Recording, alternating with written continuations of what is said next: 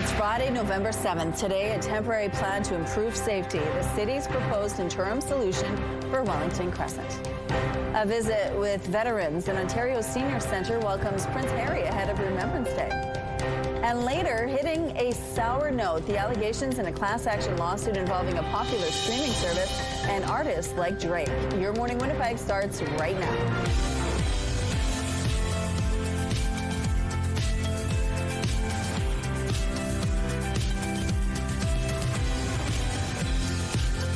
Good morning, Manitoba. Happy Friday. We made it to the end of the week indeed. And Ainsley McPhail is live at a Giant Tiger location this morning. They got a brand new renovation and their grand opening is tomorrow. We're getting a sneak peek today, so we're going to delve into that throughout the morning.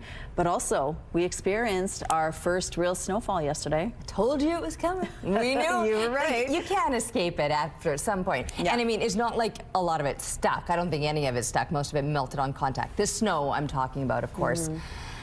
There is a chance that we could be seeing a little bit more. Not necessarily today. I think today we're now going to just see things clearing out, but you're going to feel the chill of it all. -2 is where we're sitting at this time, but that temperature might continue to drop off another few degrees over the course of the morning. The winds right now, they're strong and gusty out of the north up to 46 kilometers per hour. The pressure is rising and the humidity is sitting at 86%. The conditions, though, will be clearing out, so we will see increasing amounts of sunshine today.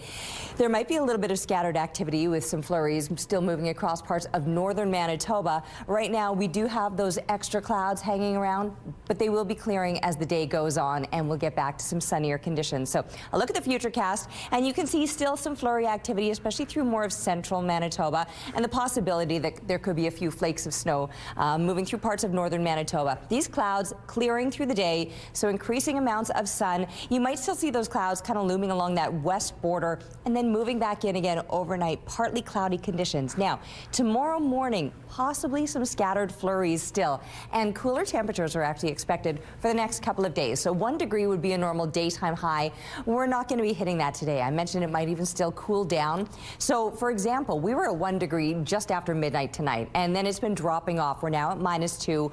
We could drop as low as -5 and then settle back up to about -3 this afternoon, but slightly cooler and below the freezing mark for the next few days. And then we're back up to freezing with some milder temperatures as we're looking further ahead into next week.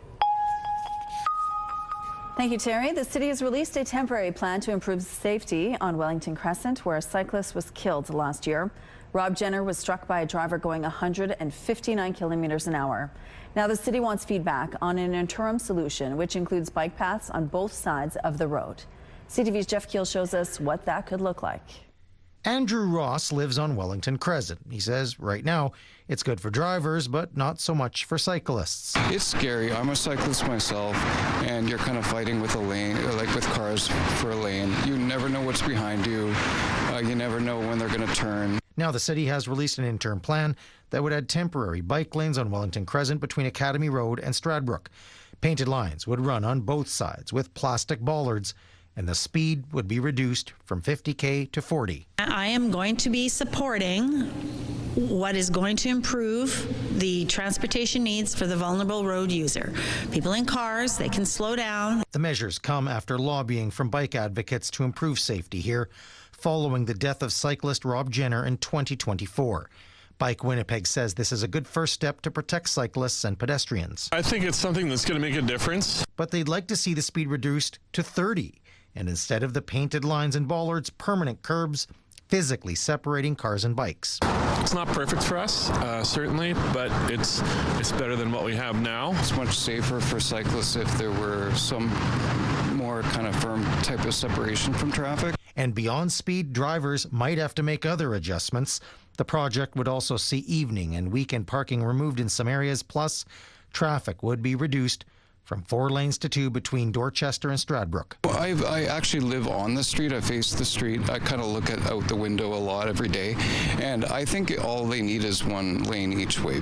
Jeff Keel, CTV News, Winnipeg. People have until December 12th to provide their opinions to the city. Construction is expected to begin in the spring. The city's Public Works Committee has given the thumbs up to a new 5-year parking and mobility strategy. The strategy would provide a framework for the city to manage curbside space, parking, and mobility services. Broadly, it aims to increase turnover in high-demand areas, possibly through rate changes in the future or adding paid parking outside of existing times. It also means paid parking could be coming to new areas of the city. The goal is to have at least 2 open spaces per block at any given time. It also aims to improve the parking experience, possibly through the creation of an app that would show available parking spots in real time. The strategy still needs to be approved by full council. The Manitoba government is creating a tax credit to promote more rental housing construction. We can't let what happened in Vancouver to housing prices and to rents happen here in Manitoba. And so in order for us to stay ahead, we have to keep building more rental units. In Sage Creek, Premier Wab Kinew and Housing Minister Bernadette Smith announced a $176.5 million rental housing construction incentive. It's available to private and nonprofit housing developers. The tax credit totals $8,500 per new rental unit, with an additional $5,000 available for affordable units. It's hoped the incentive will result in more affordable rental units for families and seniors. This program enables us to continue looking after Manitoba's seniors by providing them with access to top-tier multifamily housing, spaces designed with their dignity, comfort, and well-being in mind while keeping rents low. Affordable units must meet rent thresholds set by the Manitoba Housing and Renewal Corporation. Projects must continue to qualify as rental housing for 10 years. Prime Minister Mark Carney's minority government has survived the first in a series of confidence votes connected to the federal budget. By a vote Thursday of 198 to 139, the Liberals, Bloc Québécois, NDP, and Greens defeated an attempt by the Conservatives to reject the finance minister's economic plan. The stakes will be raised again today when a Bloc amendment opposing the budget will be voted on. If the Liberals survive that, the final vote to approve the budget is scheduled for November 17th. The Prince of Wales delivered a message ahead of a United Nations climate change conference in Brazil. This here at COP30 is our moment. Let us not waste it. Our children and grandchildren are watching and hoping. Prince William announced the 5th edition of his Earthshot Prize, offering more than $1 million to projects aimed at fighting climate change. COP30 takes place next week. High school football foes Oak Park Raiders and Dakota Lancers went head-to-head last night for the Quad A championship title. It wasn't just the Anovitz Cup on the line for the Lancers, it was a chance to make three-peat history. After a very close match, the Raiders won 22-17. Oak Park's head coach says he expected the match would raise people's blood pressure, saying games between the two teams always come down to the wire. Last night, that's exactly what happened. I'm feeling fantastic. It's been a heck of a year. If you told me this was going to be the outcome in September, I wouldn't have believed you. And ecstatic. It's been a huge process throughout this entire season, and there's been so many ups and downs throughout the game, but we didn't waver, and that's exactly why we came out top and ended this three-peat. Thursday night's championship games mark the end of this year's Winnipeg high school football season. Here's a look at what's happening now at Portaget Polo Park. Things are moving well here. The streets are a little bit wet this morning, though, so be mindful of that. If you see any issues out on the streets, please text them to us at 10400. Prince Harry is in Toronto visiting veterans ahead of Remembrance Day. And during a stop, the Prince admitted he made a bad fashion play at the World Series. CTV's John Venavelli-Rao has more on the visit. The Prince's visit took him to Toronto's Sunnybrook Veterans Centre, the biggest care facility of its kind in the country. How old are you now? Almost 102. Here, Prince Harry met with some of the nation's oldest veterans who served in either the Second World War or the Korean War, and the Prince seeming to really enjoy himself. For me, it's the banter. It's the banter, it's the humor, it's the community that they are given here. Here, veterans are taking part in creative art therapies, where both art and music are used to help vets with their physical and mental health. Brenda Reed, who's 101, thrilled to meet the Prince. He certainly has lots of charm. You just talk to him. I practically called him Harry. Prince Harry's, of course, a veteran himself. He did 2 tours of duty in Afghanistan with the British Armed Forces, saying he's just one of a long list of family members to visit veterans here. My aunt's been here, grandmother's been here, my great-grandmother's been here. So it's a real privilege for me to be able to be here. The prince helping to paint poppies on a military helmet, one of several being auctioned off by the military charity True Patriot Love. Just wanted to give you the opportunity. And towards the end of the visit, a moment of levity, the prince was presented with a Blue Jays hat. He was widely criticized across the country after being spotted at Dodgers Stadium sporting a Dodgers hat during the World Series. I would like to apologize to Canada for wearing it. Secondly, I was under duress. There wasn't much choice. I was invited to the LA Dodgers box, or the dugout, by the owner himself, so I was doing what I thought was the polite thing to do. But I'm going to wear this from now on to make sure I don't make any more of those mistakes. As for the veterans, it was really special. They seemed pleased to meet the prince. And for the veterans, the prince's visit was another reminder that their service is not forgotten. John Benavalli-Rouse, CTV News, Toronto. That hat looks good on the prince. I agree. Better than the other one, yes. How's it feeling? It looks really windy out there. Okay, yes, it's windy, but it's also icy. Honestly, I was almost feet overhead a second ago. I stepped out here on the rooftop and I had to get my winter mats out. We have mats to keep it nice and safe in the winter time so that it's not so slippery, but we hadn't put them out yet. Oh, the director's telling me to move, and I'm like, but I only put down one mat. Hang on, let me slide it. Here we go. All right. Yeah, it is slick out here this morning. I just got the winter tires put on my car, so you're welcome all. That's probably recommended because honestly, the streets might be a little bit slick as well, or sidewalks too, if you're a pedestrian. Just keep that in mind. Of course, there was that rain yesterday that ended up changing to flurries. It's tapered off for now, but the effects of it, we got some consequences, and that is some very slick surfaces. It's cool out here. It's -3 right now. That's down from our 5 a.m. reading of -2, and I mentioned that temperature might continue to drop through the morning hours, down to about -5, and then kind of rebound again, settling up to about -3 later on this afternoon. We will see increasing amounts of sunshine. Of course, hasn't even started to rise yet. That'll be happening at 7:28, and we might still have a few extra clouds this morning, but clearing as the day goes on. Also, these winds, they're strong this morning. They should taper off, but it will be a cool and slightly below seasonal day. Not just today, but all throughout the weekend. Yes, there will be some sunshine, but throw those extra layers on. We're taking a break. We'll be back for Your Morning Winnipeg. Weather is brought to you by ABC Fire and Safety, your CO2 refill store.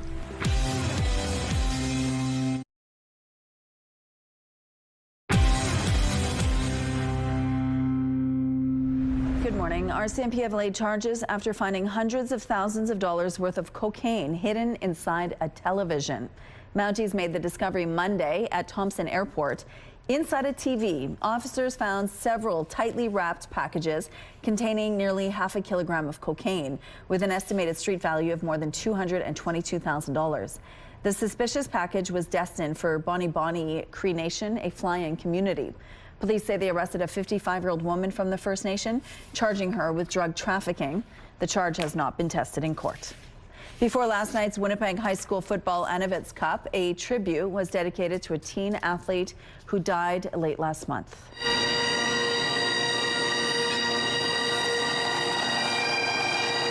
"17-year-old Darius Hartshorn sustained a neck injury during a football game in early October.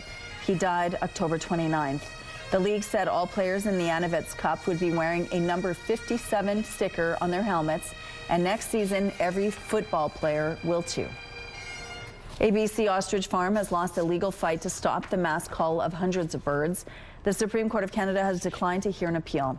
CTV's Judy Trin has more on the ruling and the reaction. You want to know what pain looks like, Canada? The end of a saga that began last December when dozens of birds died on the Universal Ostrich Farm.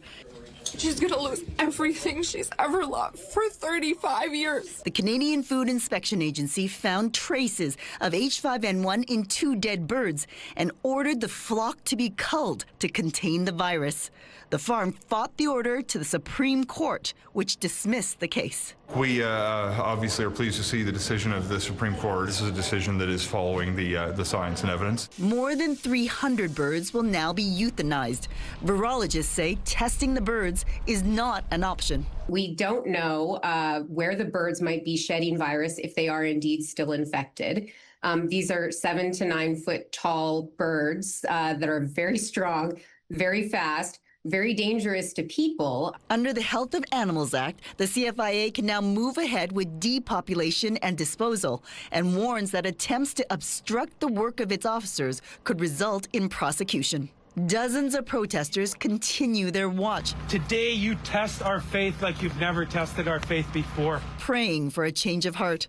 The farm was supported by members of the Trump administration, including Secretary of Health Robert F. Kennedy Jr. and Chief of Medicare Dr. Mehmet Oz. An American billionaire also contributed $50,000 to the farm's legal fight. The Canadian Food Inspection Agency left unchecked, it's steamrolling our agricultural sector. The aim of the culling order, or the stamping out policy that CFIA is carrying out, is to protect trade and contain the outbreak. It's a policy that numerous nations have signed on to. The Supreme Court of Canada will hear appeals challenging Saskatchewan's school pronoun law. The law was challenged by the Regina organization You Are Pride. It prevents children under 16 from changing their names or pronouns at school without a parent's consent. Saskatchewan invoked the notwithstanding clause in passing it. You may have already spotted them around downtown. The new garbage bins the city announced it would install in August are now being put in place. More than 100 black metal bins like these are going up on Main Street and Portage Avenue. They're designed to better contain litter and prevent garbage from spilling onto the street. The bins lock, so you can toss trash in, but you can't take anything out.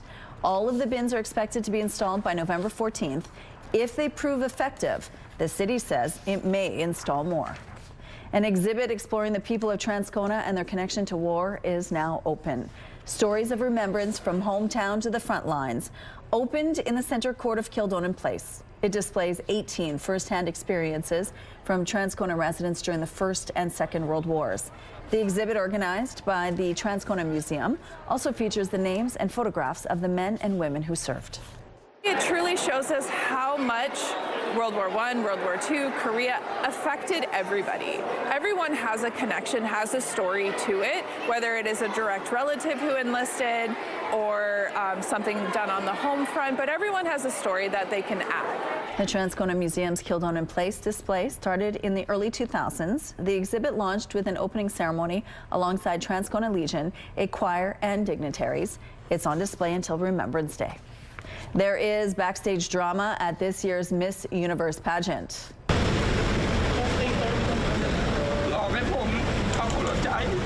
That was the host of the pageant claiming he was betrayed after some of the contestants staged a walkout.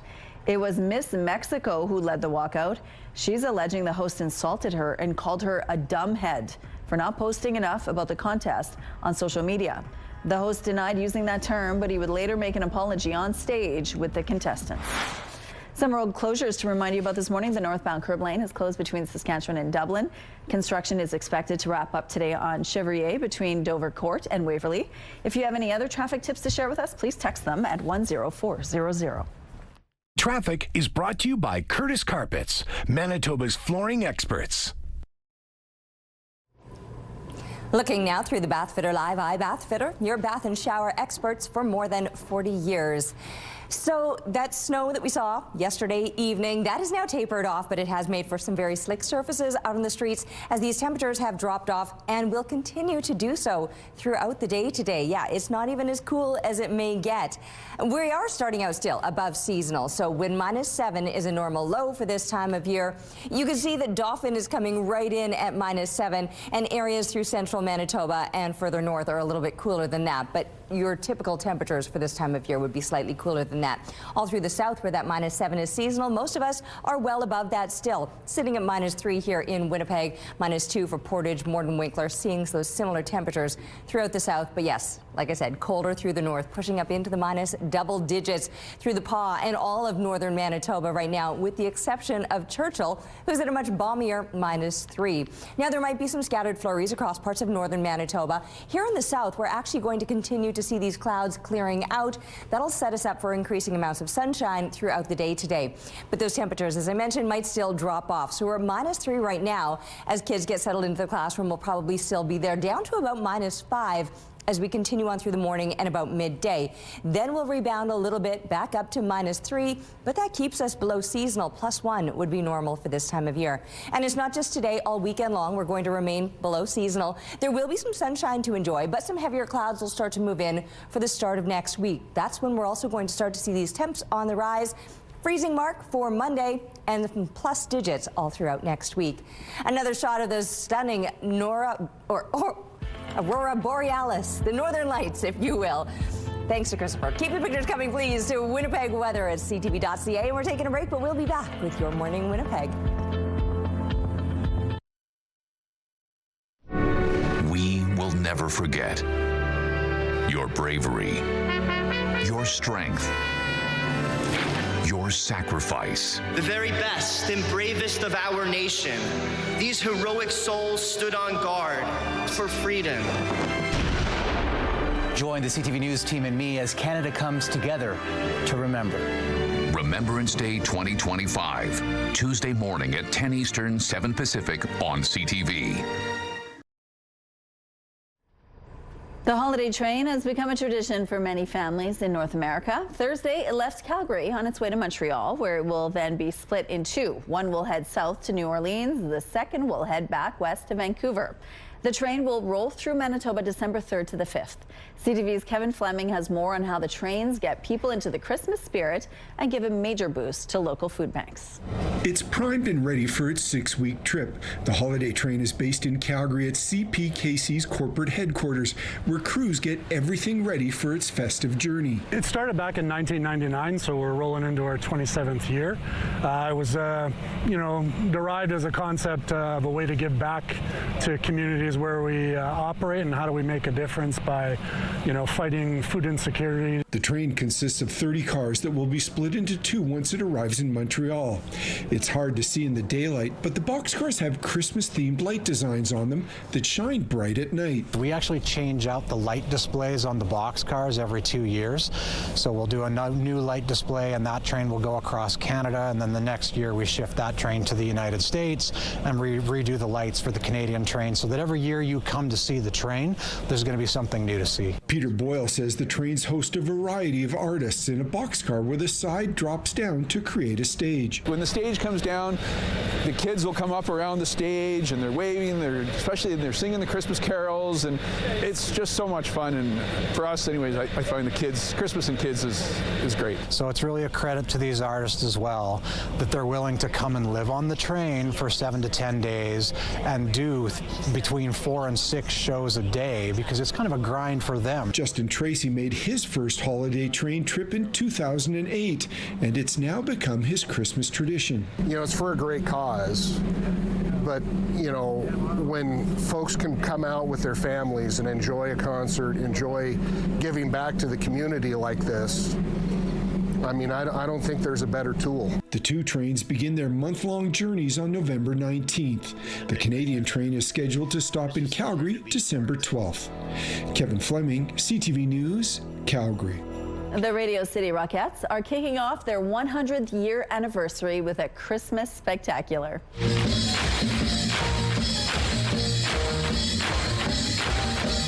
The annual Rockette Holiday Show opens this week in Manhattan. The performance includes Rockette's signature high kick and fan favorite Parade of the Wooden Soldiers. The troupe has been around since 1925. Your Morning Winnipeg. Coffee is brought to you by Robin's Donuts, your favorite stop.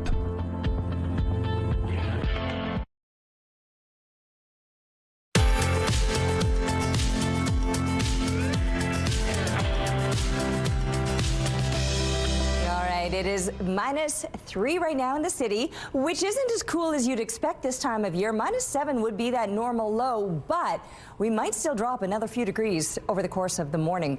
North winds right now are gusting. You can see the camera shaking. They're up to 46 kilometers per hour. The pressure is rising and the humidity sitting at 84%. So yes, there's an additional bite due to those winds this morning. They will remain pretty strong and gusty through the morning hours, but then they should taper off a little bit later on this afternoon. And the clouds that were we're seeing right now will also clear this afternoon, so we'll actually be in for increasing amounts of sunshine. This satellite image right now is showing those clouds through both northern and southern Manitoba, but a nice break in those clouds here in the south or in central Manitoba, and all through the south these clouds will continue to clear out as the day goes on. The winds I mentioned, they will eventually taper off, but through the course of the morning hours, up to 30 clicks or stronger at times, and -3 is likely where we'll end up, but we might drop as low as -5 over the course of the morning and then start to rebound again later this afternoon, settling at about -3, which will keep us then below seasonal because we should still be in the plus digits this time of year, not by much, but 1 degree would be a normal daytime high. I mentioned -7 being a seasonal low, so that's likely where we're going to end up in this coming night. Partly cloudy conditions, and even for tomorrow, we'll have those extra clouds in the morning and possibly some scattered snow. It will then clear out a little more so into the afternoon, so we will see some sunshine for tomorrow, but it'll remain cool and below seasonal. -4 expected Saturday, and still below the freezing mark on Sunday as well, enjoying some sunshine still. Heavier clouds for Monday, back up to the freezing mark, and from there we've got some plus digits to carry us through the middle of next week. There's mixed reaction to a provincial bill passed late Wednesday regarding the amount of time highly intoxicated people can be detained. Bill 48 allows authorities to hold people for up to 72 hours, an increase from the current 24 hours. It's not the detention time raising concern, it's what happens after. CTV's Joseph Bernacki explains.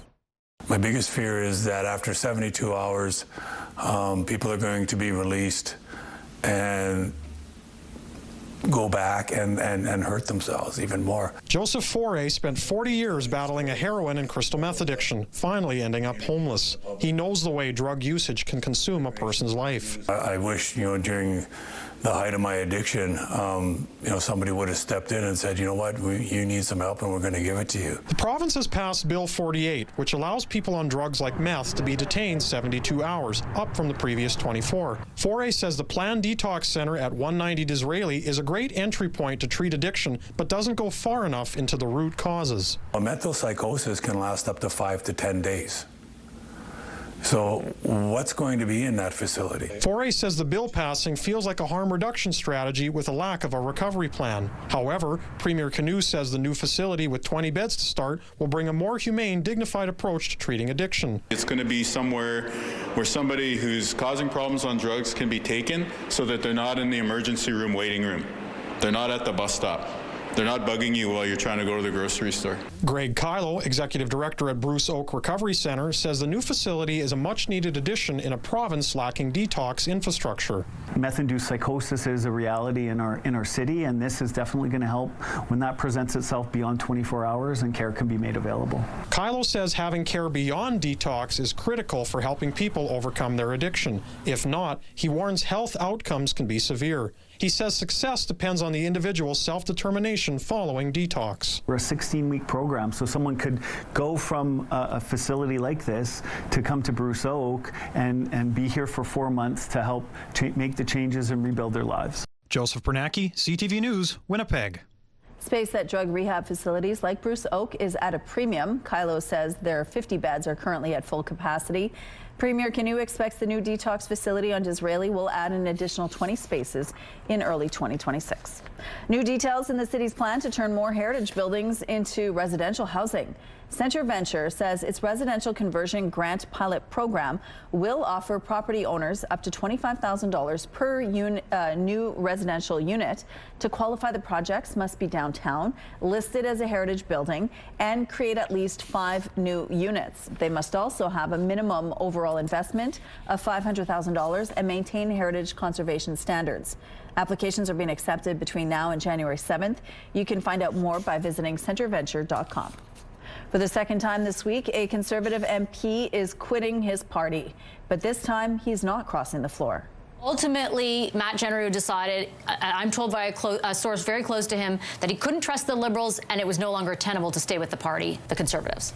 Edmonton Riverbend's Matt Genereux says it was not an easy decision, but the right one for him. Initially, there was speculation that he was considering crossing the floor. Some Conservative sources said he was under pressure to stay, but Genereux says coercion did not play a role in his decision to leave federal politics. Conservative leader Pierre Poilievre later said that Jenna Roux plans to step down as a member of parliament in the spring. This comes after Nova Scotia MP Chris d'Entremont left the Conservative caucus and joined the Liberals on Tuesday. The Alberta Teachers Association is taking legal action against the province. It's going to court after Danielle Smith's government used the notwithstanding clause in legislation to force striking teachers back to work last week. Teachers will ask the court to declare that the government's use of the notwithstanding clause was improper and invalid.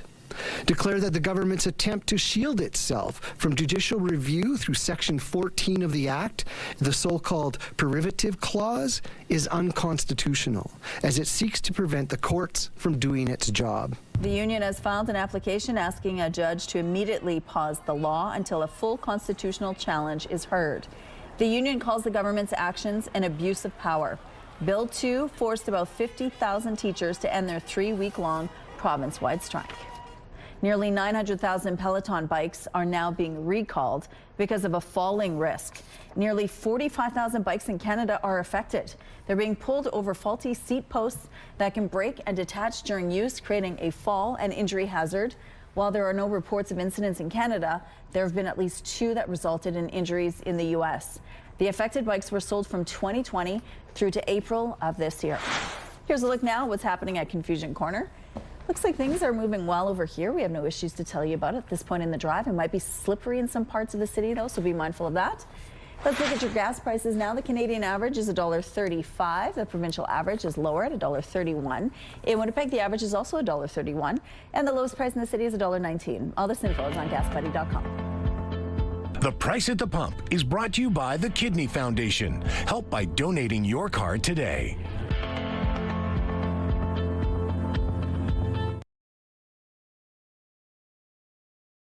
Weather is brought to you by Canadian Footwear, helping you find the perfect fit. All right, our temperatures are still technically above seasonal, but it's feeling a little bit chilly out here, and a lot of it has to do with those winds. They're strong and gusty. So we're sitting at -3, but it feels like -10 with those winds out of the north, up to 46 kilometers per hour. The pressure is rising. The humidity is sitting at 84%. And yes, we've got some heavier clouds still lingering. That's what brought all the precipitation yesterday. It did start in liquid form, but then, of course, changed to flurries through the evening time. That is now tapered off, but I'll mention again the slick surfaces that we're waking up to this morning, so do keep that in mind, especially for pedestrians. Motorists, I'm not sure that the streets are as bad, but some of those sidewalks might be a little bit dicey.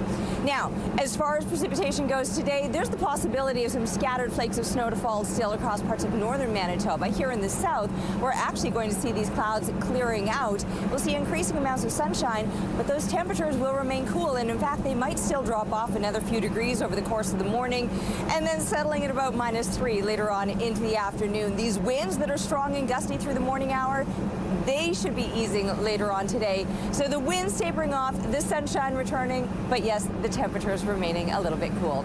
We got Ainsley out and about this morning. Let's check in and see where. Good morning. We're at Giant Tiger in Elmwood, and guess what? They're getting a refresh. Joining me now is Mike, who's going to tell us all about it.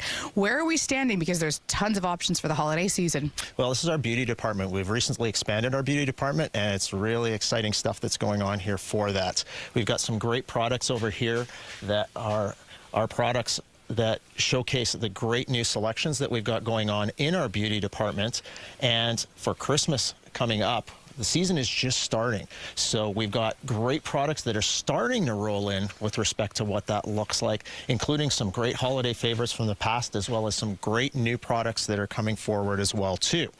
We've also got some great products that are coming along for both the family men's side of things, as well as if you're looking for a great gift for the wife, we've got that as well too.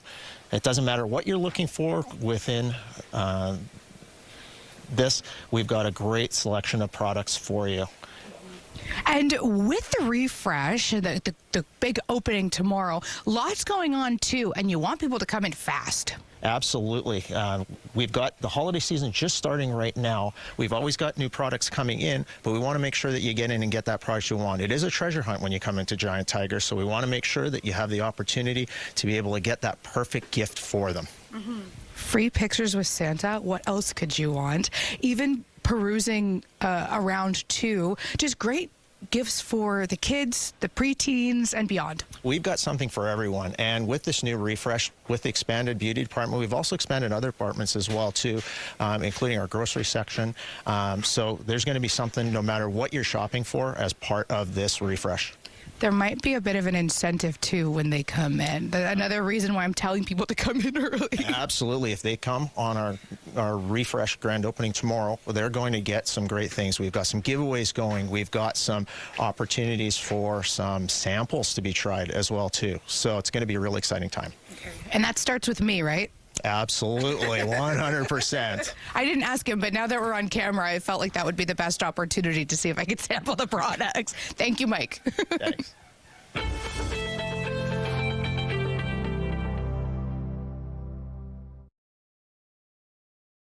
Looking at the early markets, the Dow Jones dropping lower overnight. The Nasdaq and S&P index are also lower. The loonie is trending higher, trading around 70.90 cents U.S. The Hang Seng lost 244 points, and the Nikkei index fell 607 points. Good morning, it is 6:46.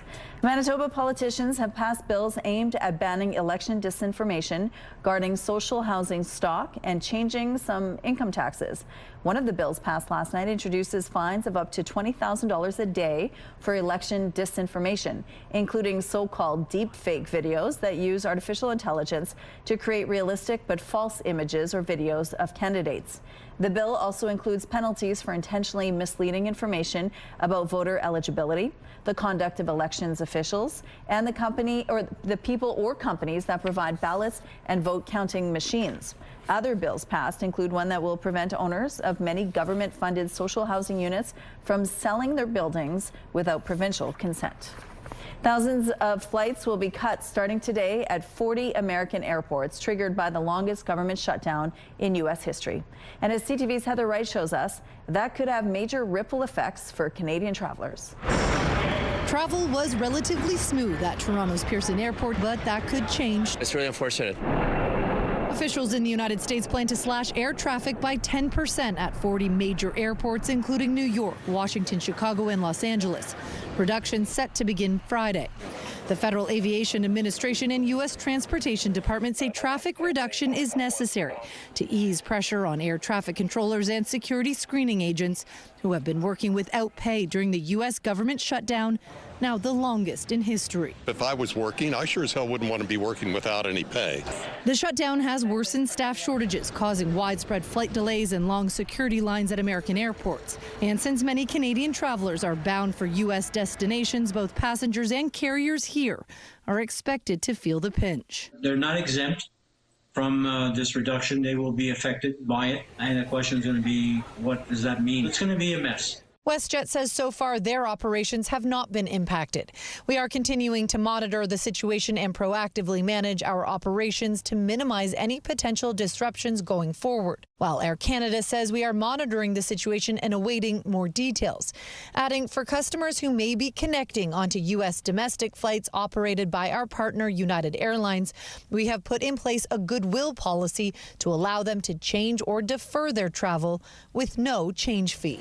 Experts warn even domestic flights could be impacted. For example, a flight from Toronto to Vancouver spends about half of its flight in U.S. airspace. Now, carriers could opt to fly through Canadian skies to avoid any disruptions, but that would add another hour to the length of that flight. Heather Wright, CTV News, Toronto. An exciting night Thursday as the best of the best in high school varsity football went head-to-head at Princess Auto Stadium. The AAA Curry Bowl was one of two championships played last night.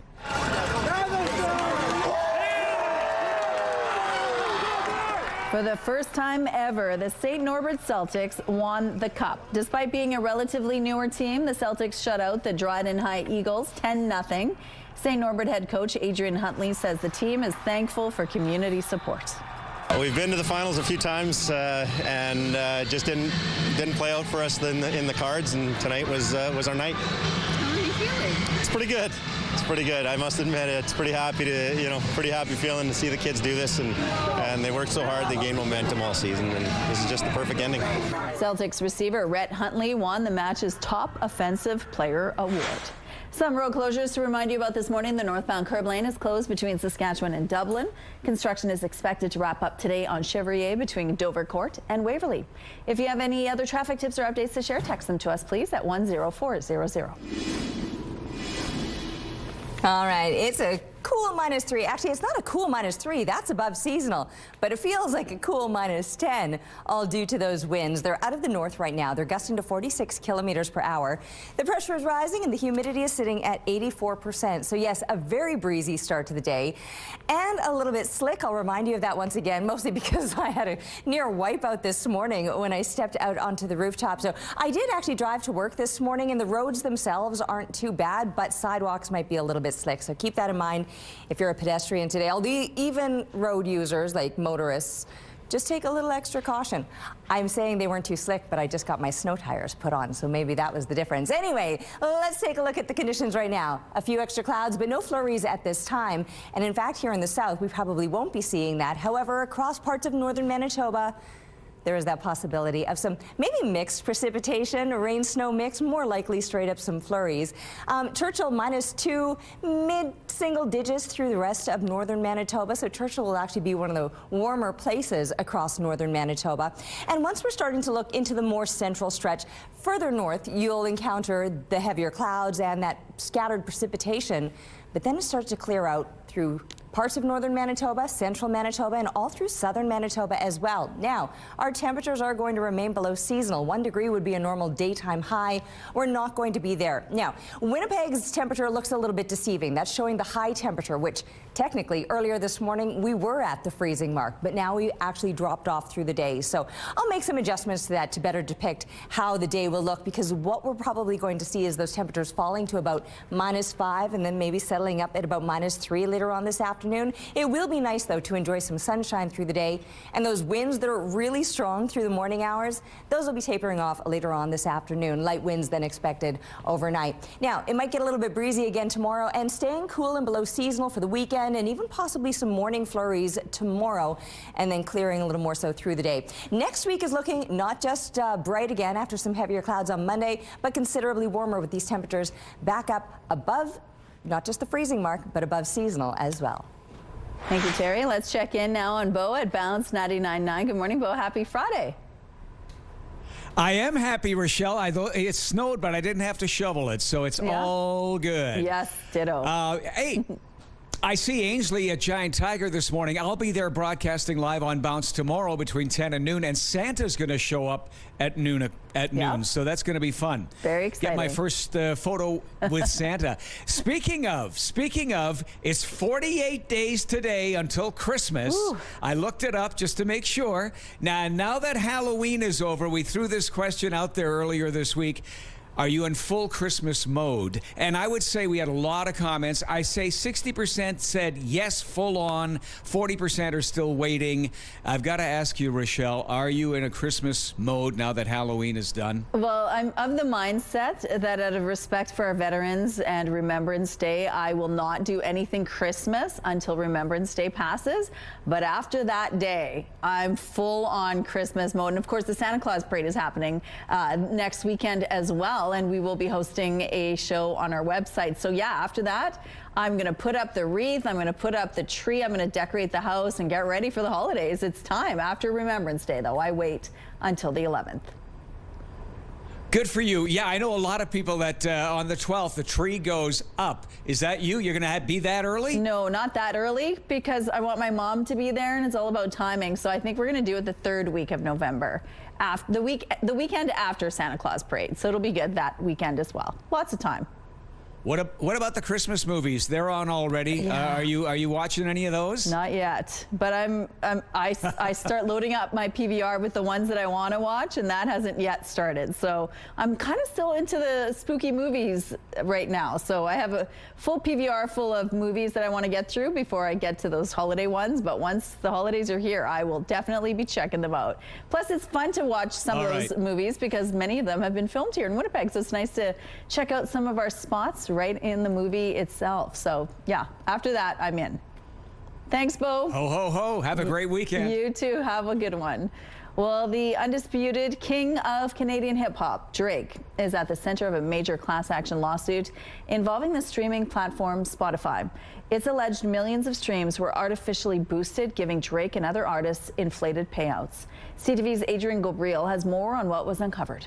You used to call me on my cell phone.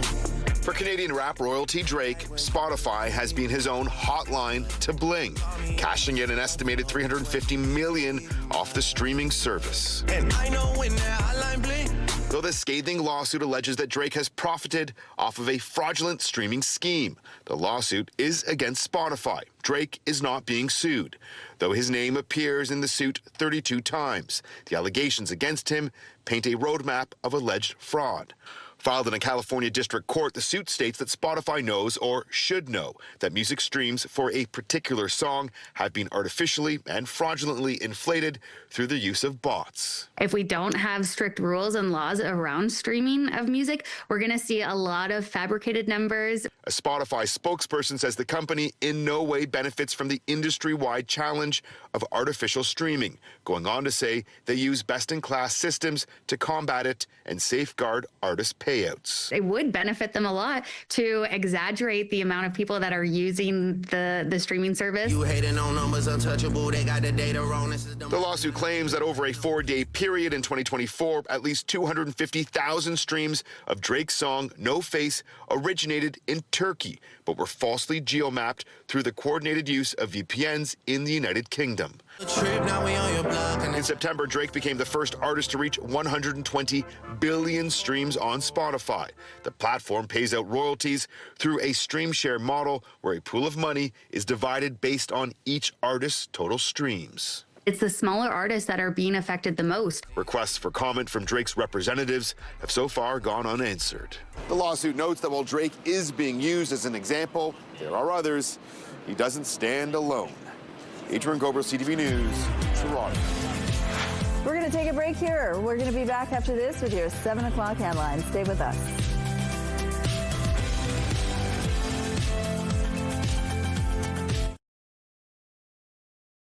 It's Friday, November 7th. Today's city cycling safety plan. New bike lanes and slower speeds proposed for Wellington Crescent after a cyclist was killed last year.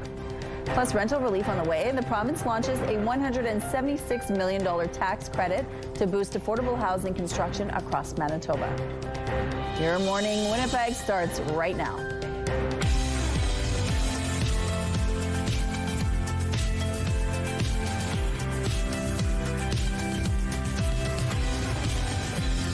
Good morning, Manitoba. It is Friday. Happy Friday to you. It is 7 a.m. We are here at the end of the week. And coming up at 7:52, we're going to tell you about a brand new book. It's called We Breed Lions. And it really takes a deep dive into the dark side of hockey in this country. And so we're going to have the author join us at that time. But we are seeing some snow for the first time this season. Yeah, we got it last night, right? I'm not liking it. Not too much, though. It wasn't too bad. No, most of it melted on contact. Honestly, I was actually a little bit surprised on my way into work this morning to see a little bit that was settled on the dash of a truck. Okay. Not on the dash. What do you call it? The hood. Hood. Yes. Thank you. Listen, I'm not a mechanic. I do what I do. Mechanics do what they do. Anyway, there was a little bit of snow. Just a skip of snow outside. But like I said, most of it has melted off the streets, although I also noticed it was very slick on my rooftop. So pedestrians maybe just be a little aware and know that the surfaces might not be ideal this morning. Although motorists, same thing too. I've got my snow tires on, so make sure that you're just giving yourself a little extra time and testing out those surfaces before you feel a little confident out there. -3 right now. We're still waiting for that sun to rise at 7:28 this morning. In the meantime, the winds are strong. They're gusting out of the north up to 46 kilometers per hour. The pressure is rising. The humidity sitting at 84%. And we do have some extra clouds, which will be clearing as the day goes on. There might be a little bit of precipitation tucked into those clouds across parts of northern Manitoba, but here in the south, just increasing amounts of sunshine. We're not likely to see much more in the way of flurries for today anyway. that could change for tomorrow. Let's take a look at the futurecast, and you'll see what I'm talking about. So the possibility of that scattered precipitation, you can just see those little white dots there through central Manitoba. But here in the south, these clouds, they're actually going to move on out. And as I mentioned, increasing amounts of sunshine. Maybe parts of northern Manitoba still could see a flake or two of snow. And then by tomorrow morning, heavier clouds. And there's a look at tomorrow morning with just a little bit of scattered precipitation. So we may get just, again, a couple of flakes of snow, but clearing into the afternoon, some sunshine expected. Not just Saturday, into Sunday as well, but some cooler temperatures are going to stick around for the next few days. When 1 degree is normal for a daytime high, we're not even cracking the freezing mark until next week. We're up to 0 on Monday and even warmer through the rest of the week. And I love this, kind of fitting for our first snowfall. Thanks to Tegan for today's art. And we'd love to see whatever you're working on, draw, color, or paint, and send that picture to Winnipeg Weather at ctv.ca. The weather art of the day is brought to you by 103.1 Virgin Radio. The city has released a temporary plan to improve safety on Wellington Crescent, where a cyclist was killed last year. A ghost bike marks the spot where Rob Jenner was struck by a driver going 159 kilometers an hour. Now, the city wants feedback on an interim solution, which includes bike paths on both sides of the road. CTV's Jeff Keel shows us what that could look like. Andrew Ross lives on Wellington Crescent. He says right now it's good for drivers, but not so much for cyclists. It's scary. I'm a cyclist myself, and you're kind of fighting with a lane, like with cars for a lane. You never know what's behind you. You never know when they're going to turn. Now the city has released an interim plan that would add temporary bike lanes on Wellington Crescent between Academy Road and Stradbrook. Painted lines would run on both sides with plastic bollards, and the speed would be reduced from 50k to 40. I am going to be supporting what is going to improve the transportation needs for the vulnerable road user. People in cars, they can slow down. The measures come after lobbying from bike advocates to improve safety here, following the death of cyclist Rob Jenner in 2024. Bike Winnipeg says this is a good first step to protect cyclists and pedestrians. I think it's something that's going to make a difference. But they'd like to see the speed reduced to 30. And instead of the painted lines and bollards, permanent curbs physically separating cars and bikes. It's not perfect for us, certainly, but it's better than what we have now. It's much safer for cyclists if there were some more kind of firm type of separation from traffic. And beyond speed, drivers might have to make other adjustments. The project would also see evening and weekend parking removed in some areas, plus traffic would be reduced from 4 lanes to 2 between Dorchester and Stradbrook. Well, I actually live on the street. I face the street. I kind of look out the window a lot every day, and I think all they need is 1 lane each way. Jeff Keel, CTV News, Winnipeg. People have until December 12th to provide their opinions to the city. Construction is expected to begin in the spring. The Manitoba government is creating a tax credit to promote more rental housing construction. We can't let what happened in Vancouver to housing prices and to rents happen here in Manitoba. And so in order for us to stay ahead, we have to keep building more rental units. In Sage Creek, Premier Wab Kinew and Housing Minister Bernadette Smith announced a $176.5 million rental housing construction incentive. It's available to private and nonprofit housing developers. The tax credit totals $8,500 per new rental unit, with an additional $5,000 available for affordable units. It's hoped the incentive will result in more affordable rental units for families and seniors. This program enables us to continue looking after Manitoba's seniors by providing them with access to top-tier multifamily housing, spaces designed with their dignity, comfort, and well-being in mind while keeping rents low. Affordable units must meet rent thresholds set by the Manitoba Housing and Renewal Corporation. Projects must continue to qualify as rental housing for 10 years. The Liberal minority government has survived the first in a series of confidence votes over the 2025 budget. Pour 139, 139. Nays contre 198, 198. I declare the sub-amendment defeated. By a vote of 198 to 139, the Liberals, NDP, Bloc, and Greens defeated a Conservative sub-amendment, meaning Prime Minister Mark Carney's Liberals will stay in power for now. A second confidence vote is scheduled for today, this time on a Bloc amendment. Hours before the vote yesterday, the Liberals announced they'd be treating the Conservative sub-amendment and Bloc amendment as confidence votes. A third confidence vote on the budget itself is scheduled for November 17th. An international student has been sentenced to life in prison for killing 6 people in a mass stabbing.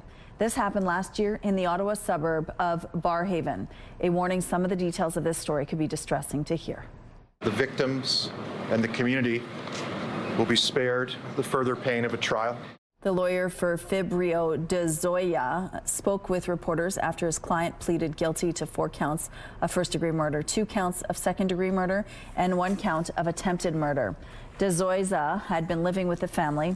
It was March 2024 when 6 people were found dead in a Barrhaven townhome. De Zoya had bought a knife and was planning to take his own life because he was broke and expected to be deported, but told a homicide detective he was too weak to do it. So he plotted the murders instead. After being formally stripped of the title of Prince, Andrew Mountbatten Windsor is now being asked to appear before U.S. lawmakers.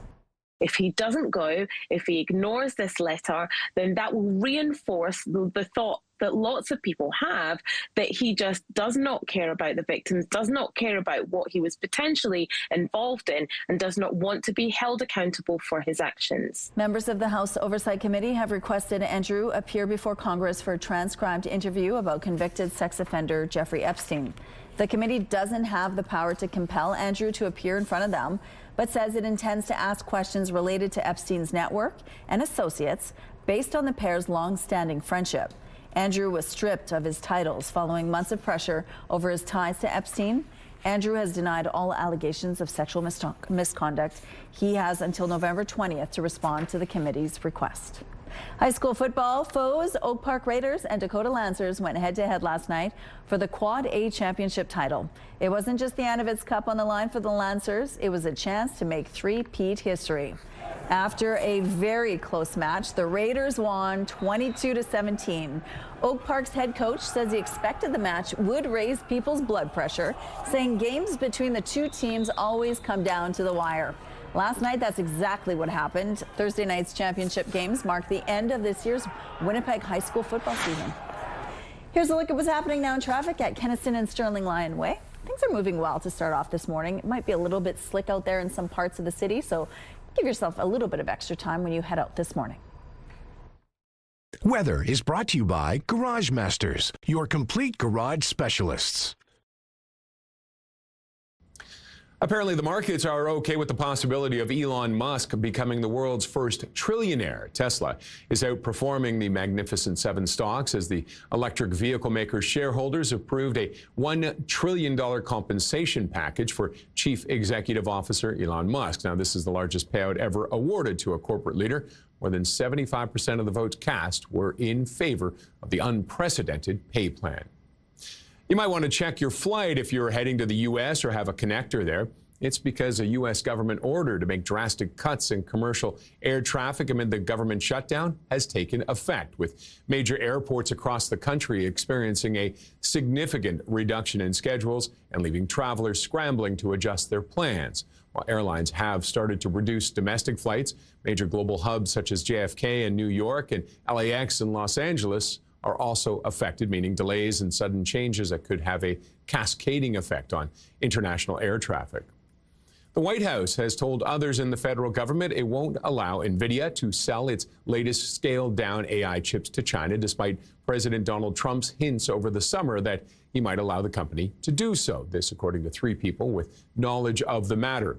The decision is a major blow to the AI chip giant, which has seen its revenue from China shrivel this year as a result of tighter export restrictions imposed by the U.S. government over national security concerns. Those are your morning business headlines. For BNN Bloomberg, I'm Roger Peterson.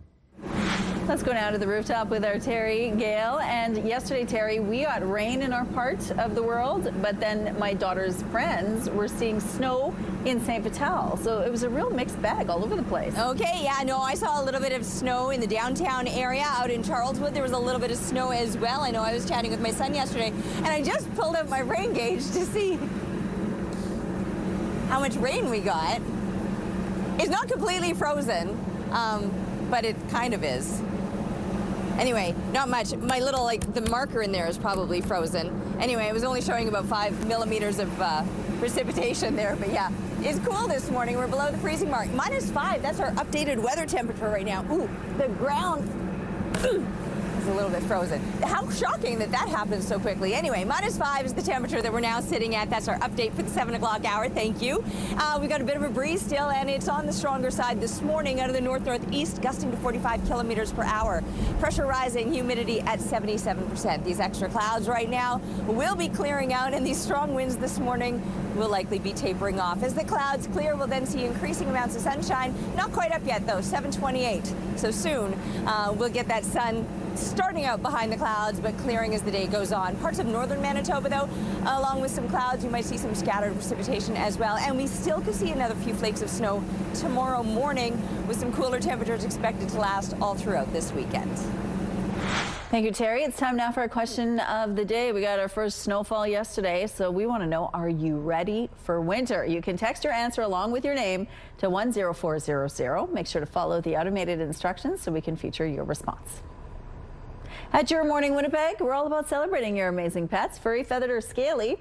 Your Pet of the Week submissions are amazing. We want more. Whether you have a cat, a dog, bird, or any other pet pals, send them our way, please.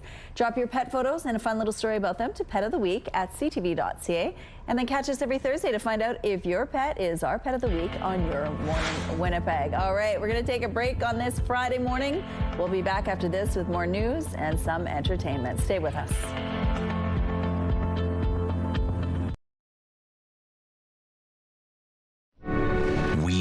Never forget your bravery, your strength, your sacrifice. The very best and bravest of our nation, these heroic souls stood on guard for freedom.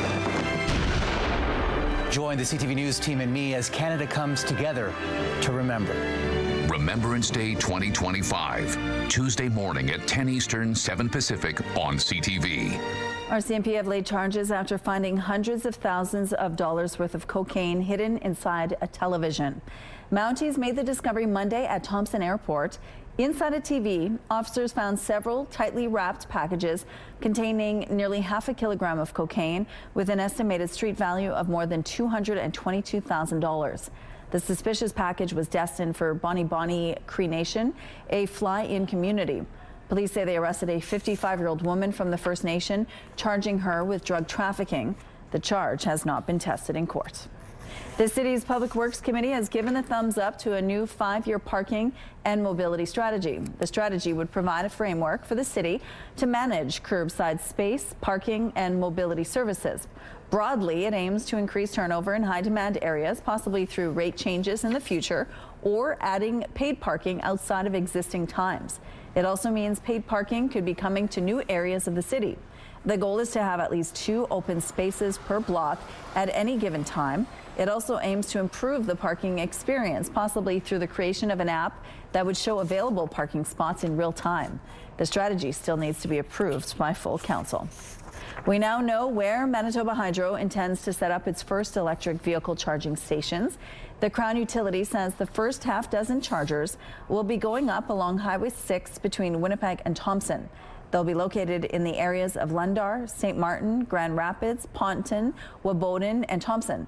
Hydro says in nearly all cases, it's partnering with a local First Nation, which will host the charging stations. It adds 5 of the 6 will be level 3 chargers, capable of fully charging 4 vehicles within 20 or 30 minutes.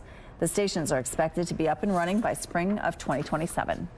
Before last night's Winnipeg High School Football Anavitz Cup, a tribute was dedicated to a teen athlete who died late last month.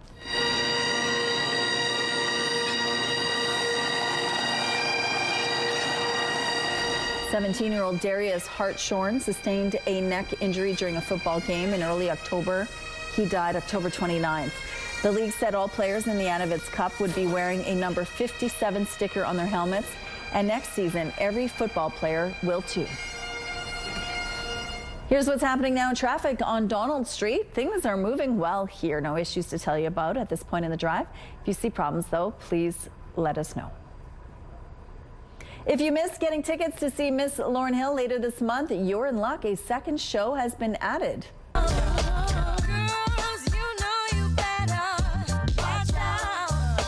Hill's Artist in Residence tour was originally set to hit the Burton Cummings Theatre stage on November 19th at 9 p.m. Due to high demand, a second show has now been added for 6 p.m. Tickets for both shows are on sale now. One of the most anticipated video game releases of the year has been delayed again. Grand Theft Auto 6 will now be released in November of 2026 instead of May. This delay comes after the release was already postponed once before. Rockstar Games, the studio behind the game, says, quote, "We hope you understand that we need this extra time to deliver at the level of quality you expect and deserve." Another movie franchise is getting revived. Warner Brothers has added a Gremlins 3 to its release schedule. It will see Steven Spielberg return as executive producer while Chris Columbus will direct. A plot description and who will star in the film has not been disclosed. The first film was released in 1984 with a sequel in 1990. Gremlins 3 is set to hit theaters in November of 2027. Your primetime lineup starts at 7 with Celebrity Wheel of Fortune. At 8, it's Special Forces, World's Toughest Test. Catch Boston Blue at 9, and Happy's Place is on at 10. It's all right here tonight on CTV. Breen and Terry, now it's a cold start to the Friday. Yeah, it really is. I'm still buzzing on all of the nostalgia, right? Yes, from so a Gremlins remake. How amazing is this news? Lauryn Hill, 2 shows, and she's doing them on the same night. I would expect an artist to be like, oh, we added a second day, but obviously if their schedule doesn't allow that. Absolutely. She's going to do 2 in one night. And 6 p.m. is just perfect for me. Right? It'll be over before bedtime. Yeah, get to the first show because her voice will be shot by the second one. That's got to take some, like... Absolutely. I mean, obviously, she wouldn't do it if she didn't know she could, and she probably...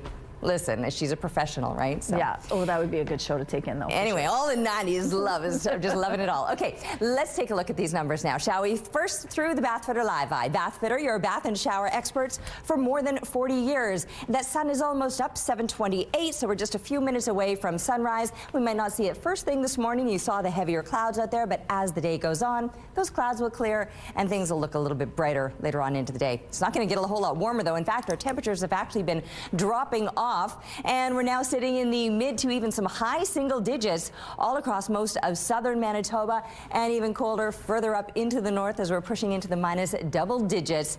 And again, some heavier clouds through northern Manitoba as well, and maybe even a little bit of scattered precipitation. Of course, we saw that precipitation yesterday. Started as showers, but it did change to flurries for a lot of folks, and that flurry activity didn't necessarily last. It's not like you're waking up to snow on the ground. Most of it melted on contact, but I did notice this morning very slick surfaces, so just keep that in mind if you're trying to move about the city this morning, whether as a pedestrian or a motorist. Now, these temperatures, they've been dropping off. It's actually cooler than I thought it was going to get. I didn't think we would be dropping off till a little bit later on today, but through the morning hours, we're now at -5. And through noontime, we might not see much budging. Later on into the afternoon, we'll likely gain back another couple of degrees to about -3. And those winds will also ease later on today. So stronger winds this morning, but tapering off into the afternoon. Then there is a possibility of a few scattered flurries tomorrow morning with some clouds building up overnight. And the temperatures throughout the entire weekend remaining below freezing and below seasonal. Back up to the freezing mark and a lot milder once we're looking ahead to next week. And our weather picture today is a beautiful shot of the northern lights the other night. Thanks to Christopher for this. And keep the pictures coming, please, to Winnipeg Weather at ctv.ca. Thanks, Terry. Time now for this week's Adorable Adoptables. We begin with Cher. This 4-year-old feline has waited 118 days for a forever home. Cher's independent, sweet, and loves head scratches and chasing wand toys. Next up is Shayla, an affectionate 1-year-old cat. Shayla had a full mouth extraction, but that doesn't stop her. She loves to cuddle, play, and eat her wet food. And meet Willow, a cheerful and energetic 4-year-old pup. Willow loves to play, especially fetch and tug of war. Willow prefers to keep her food and toys to herself.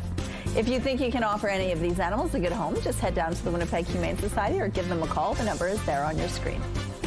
It's not every day a golden retriever steals the spotlight at story time, but at an Ontario library, Cooper is doing just that. As CTV's Caitlin Wilson shows us, the therapy dog is brightening the day with one pat at a time. Once my cop's hand shakes. It's story time at the Arm Prior Library. But today's guest isn't here for the books. When Cooper walks in, pages stop turning and suddenly the room lights up. Whenever you pet him and everybody's happy with him, he gives back like the same energy. Yeah, he's just like the best, and he just has a lot of joy.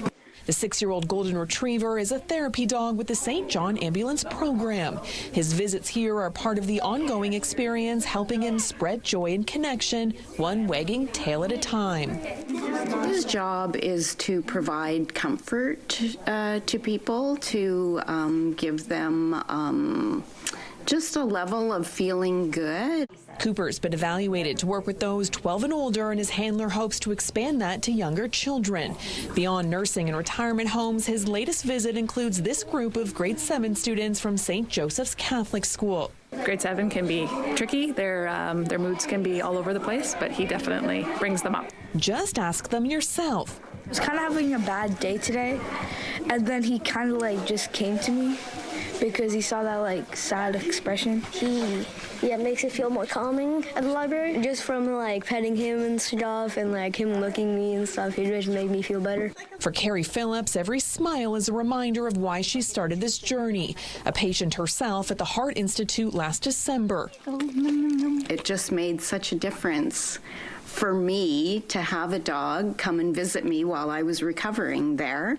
And in a space filled with stories, Cooper's is one of compassion.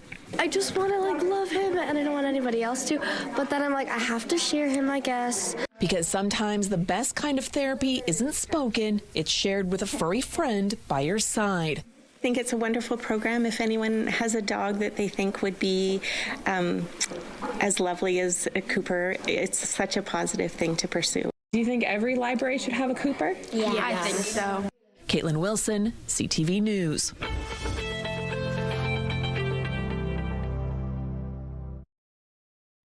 Let's go down to Ainsley McPhail, who's live at Giant Tiger this morning. Good morning, Ainsley. Good morning, Rochelle. Look at this refresh at the Elmwood Giant Tiger. Don't be like me and not know that they had fresh produce and an expanded area here. And now you can come and you can enjoy it. Mike joins us now to tell us all about it. Well, thanks very much. One of the things that we're really excited about this redesign that we've just completed, and we really want people to show up tomorrow and get a good look at what this looks like, is how much more open we feel, how much more bright we are, how much easier it is for you to shop. We already have the low prices for everybody, and we're really excited to get everybody to see the new concept and new design that's going to make their shopping experience the best it can be. And so grocery is a big part of that. So whether it's picking up a holiday gift or even picking up something for a holiday party, you can find it here in one great spot. Absolutely, absolutely. And with our expanded produce department and our bakery department, they're going to find everything that they need, not only for the upcoming holiday season, but as they get everyday items and they just want to get that special item that's going to make that dinner perfect for them. Let's talk about this area, because if I'm going to a holiday party or even, say, a birthday party this weekend, I'm going to want to pick something up. 100%. And we've got all the best holiday treats that are available to everybody, and we've got that in an easy-to-shop format for them. It's great. People should come tomorrow. Absolutely. I'm burying the lead. Why? 100%. People should come tomorrow because we've got some great things happening in the store. We've got giveaways going. We've got samples of some of these great products that we've got available, including our great Giant Tiger and Marche products. We've got Santa coming. He's going to be here from 12 to 4. We've got free pictures going on for the kids. It's going to be fantastic. And you mentioned another incentive. Absolutely. First 100 customers that are going to come into the store as well, too. We're going to have gift card giveaways for them as well. Wow, giveaways free. And you know what else I love about it? The nostalgia. As someone who grew up going to Giant Tiger, I'm like, these are some snacks that I want to re-enjoy in my adult years. We'll see you guys in the 8 o'clock hour. Okay, thank you, Ainsley. It's going to be a good day to sort of hunker inside because it's cool right now. And windy. The winds are actually the worst of it, easily. There's just this bite to the air right now. So, yeah, throw the extra layers on, or if you don't have to go out. We can't start getting into that place already, though. It's only November. Oh, my goodness. Have to save that activity for January or February when you just don't even want to leave the house. Anyway, -5 right now is still above seasonal as far as lows go. -7 is actually normal. Now, it feels like -13 as those winds out of the north-northeast are gusting to 45 kilometers per hour. The pressure is rising and the humidity is sitting at 77%. We've got some heavier clouds hanging around. That's all from the precipitation that rolled through last night. The precipitation has moved on out of the way. There you can see it actually south of the line, but we will still have these heavier clouds still for another hour or so. They too will be clearing out as the day goes on. and increasing amounts of sunshine are then expected. We're also going to notice those winds tapering off later on today. I know they're very strong and gusty through the morning hours, but they should be easing into the afternoon. So we will notice improvements then through the day.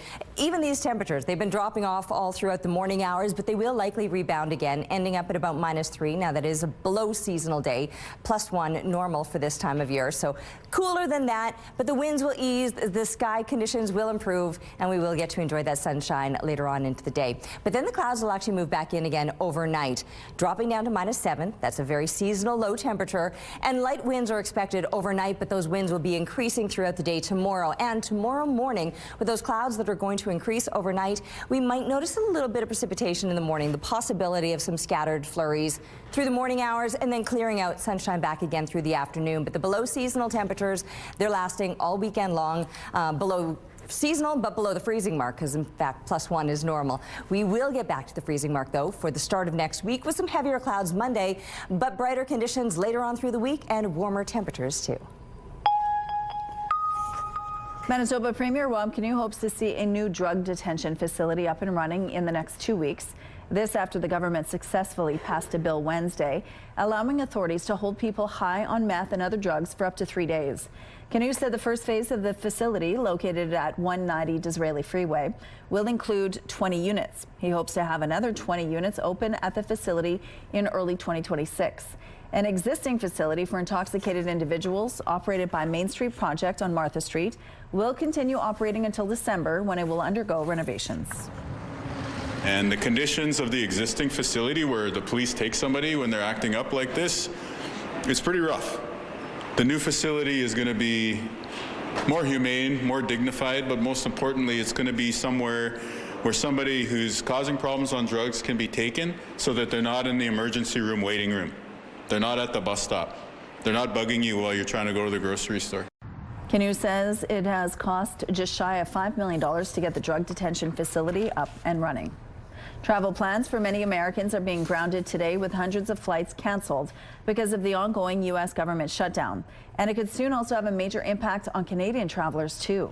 They're not exempt from this reduction. They will be affected by it. And the question is going to be, what does that mean? It's going to be a mess.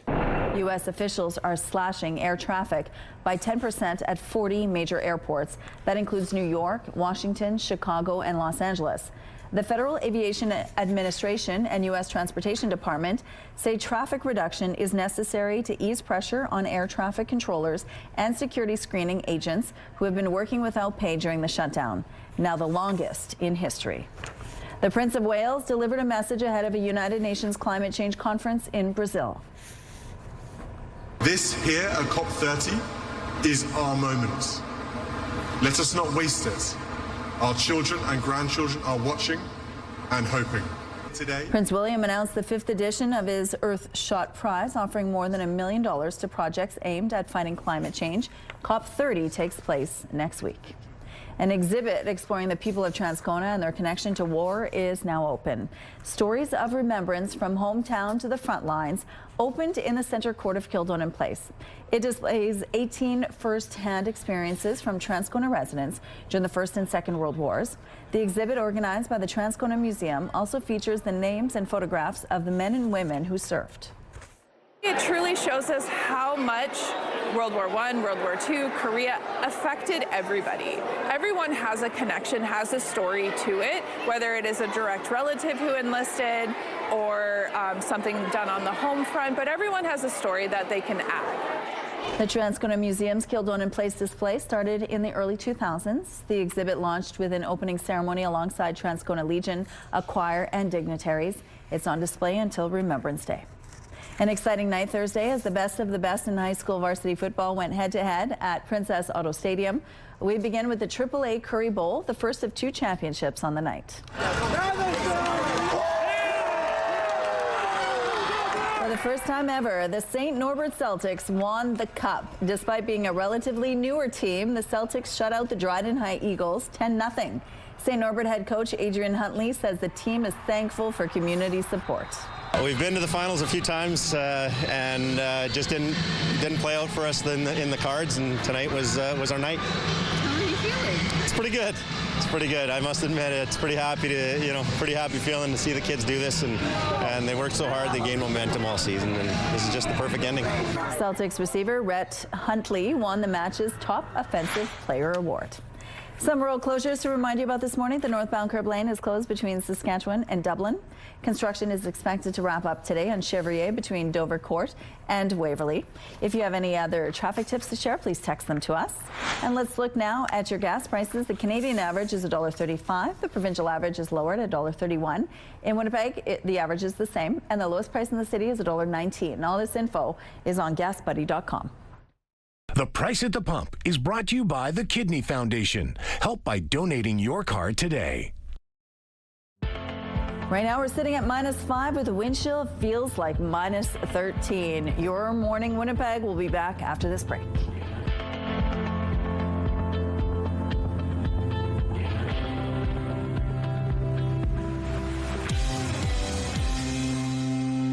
Your Morning Winnipeg. Coffee is brought to you by Robin's Donuts, your favorite stop.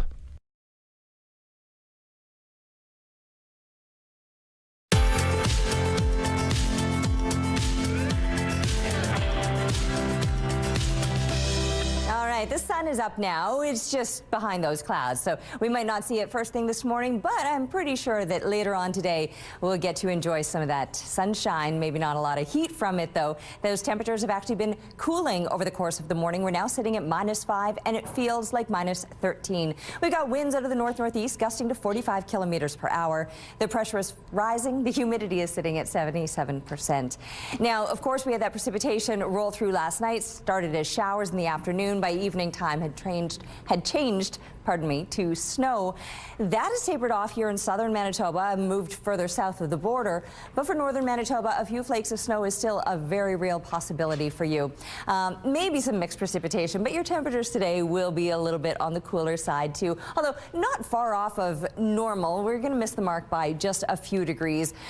Just a few degrees below the freezing mark would be a seasonal daytime high for you, and you're likely to be 3 to 4 degrees cooler than that. Further into the north you go, heavier clouds with that scattered precipitation expected, and then clearing out more so through the rest of northern Manitoba, through central Manitoba, and all throughout the south.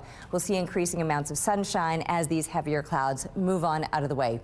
These temperatures, yes, they will remain below seasonal, +1. That would be a normal daytime high all through southern Manitoba. We're not even going to be cracking the freezing mark, never mind getting to that seasonal +1. And it's not just today, all weekend long. Expect the temperatures to remain a little bit cool. Now, not only is it cool, it's a little bit breezy. However, those stronger winds this morning will be tapering off later on today, and into the afternoon especially, we'll start to see a lot more sunshine. Temperatures have been dropping off, but will rebound. We'll end up at about -3, and similar temperatures are expected further to the east of us, with some sunshine expected there as well. And in fact, the sunshine will last throughout the weekend, or I should say mainly sunny conditions. Overnight, we'll see a few clouds building up, and tomorrow morning, perhaps some scattered flurries, but clearing out into the afternoon. Monday, 0 degrees, temperatures starting to warm up and getting back up into those plus digits with a little more sunshine as we continue on through next week. The Canadian Food Inspection Agency has now gone ahead with its operation to kill hundreds of ostriches at a farm in BC. You want to know what pain looks like, Canada? She's going to lose everything she's ever loved for 35 years. The fight to save the birds started last December after dozens of the birds died on the Universal Ostrich Farm. The Canadian Food Inspection Agency found traces of H5N1 in 2 dead birds and ordered the flock to be culled to contain the virus. The farm fought the order to the Supreme Court, but yesterday that appeal was dismissed. The farm's owners have said the cull was unnecessary because the flock was healthy and had herd immunity. But the CFIA says ostriches that appear healthy can still be a potential source of the virus.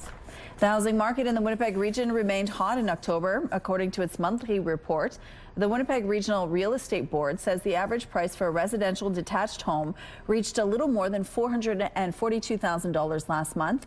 That's up 4% from a year earlier and represents a new high watermark for average price, which the agency says has gone up every month this year. Meanwhile, the average price for condominiums rose 12% from last year to about $297,000.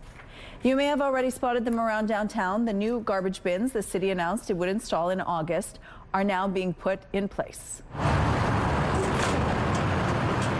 More than 100 black metal bins like these are going up on Main Street and Portage Avenue. They're designed to better contain litter and prevent garbage from spilling onto the street. The bins lock so you can toss trash in, but you can't take anything out. All of the bins are expected to be installed by November 14th.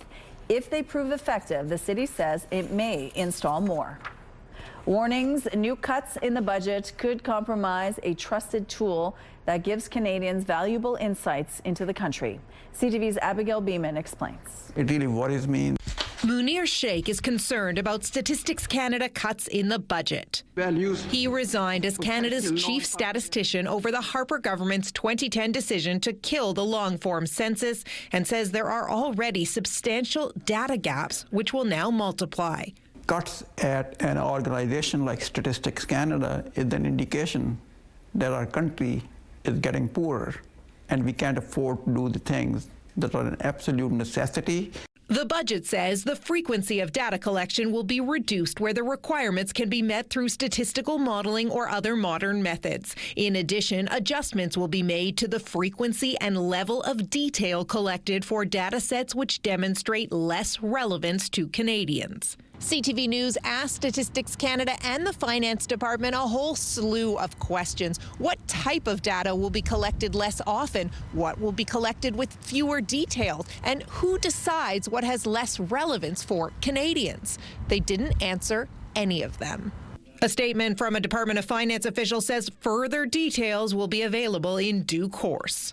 Lack of information always makes me nervous. Biostatistician Erica Moody says the work of Statistics Canada is critical from government to business to community. Cuts to these data or data collection, the fineness of this data collection could impact things like transit lines in my neighborhood.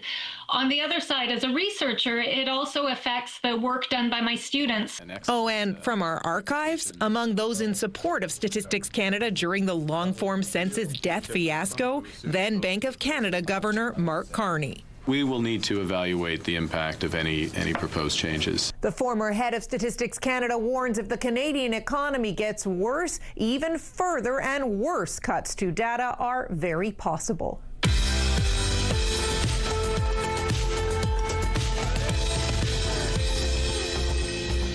Let's see who's celebrating a milestone today. Happy 45th birthday, Carly. Love from all your family. Happy 77th birthday, Joyce, from your family in Winnipeg, the gang at North 40 Ranch, and Buddy. Happy 12th birthday, AJ. Love from your family and friends. Happy birthday, Cameron. Love mom and dad. Happy 15th birthday, Max. Love mom, dad, Will, and Sully. Happy 70th birthday, Margaret, from your family. Happy birthday, Nicole. Lots of love from your son, Bo, Graham, mom, Brett, Madison, and Gregor. Happy birthday, Kiara. Love mom, dad, and Carly. Happy 15th birthday, Gage. Love mom, dad, and sisters, Cadence and Maya. Happy 50th birthday, Jay, from your favorite Calgarians. Happy 7th birthday, Hudson. Love mom, dad, and Owen. Happy 7th birthday, Madeline. Love mom, dad, and Leo. Happy 65th birthday, Bruce. Love from your family and pets. Happy 6th birthday to Emma Bear. Love Baba. Happy 50th anniversary, Wayne and Arlene, from friends and family. And a happy 90th birthday to Eileen. Love Dawn, Jan, and Matt, and all your friends from Camp Morton Church, the gang at North 40 Ranch, and Buddy, of course. To submit your milestone, visit our website, ctvnewswinnipeg.ca, and fill out the form at least 2 days in advance. It'll also enter you into our monthly contest for a chance to win a $100 gift certificate to Party Stuff. Milestones is brought to you by Party Stuff. 3 Winnipeg locations and at partystuff.ca.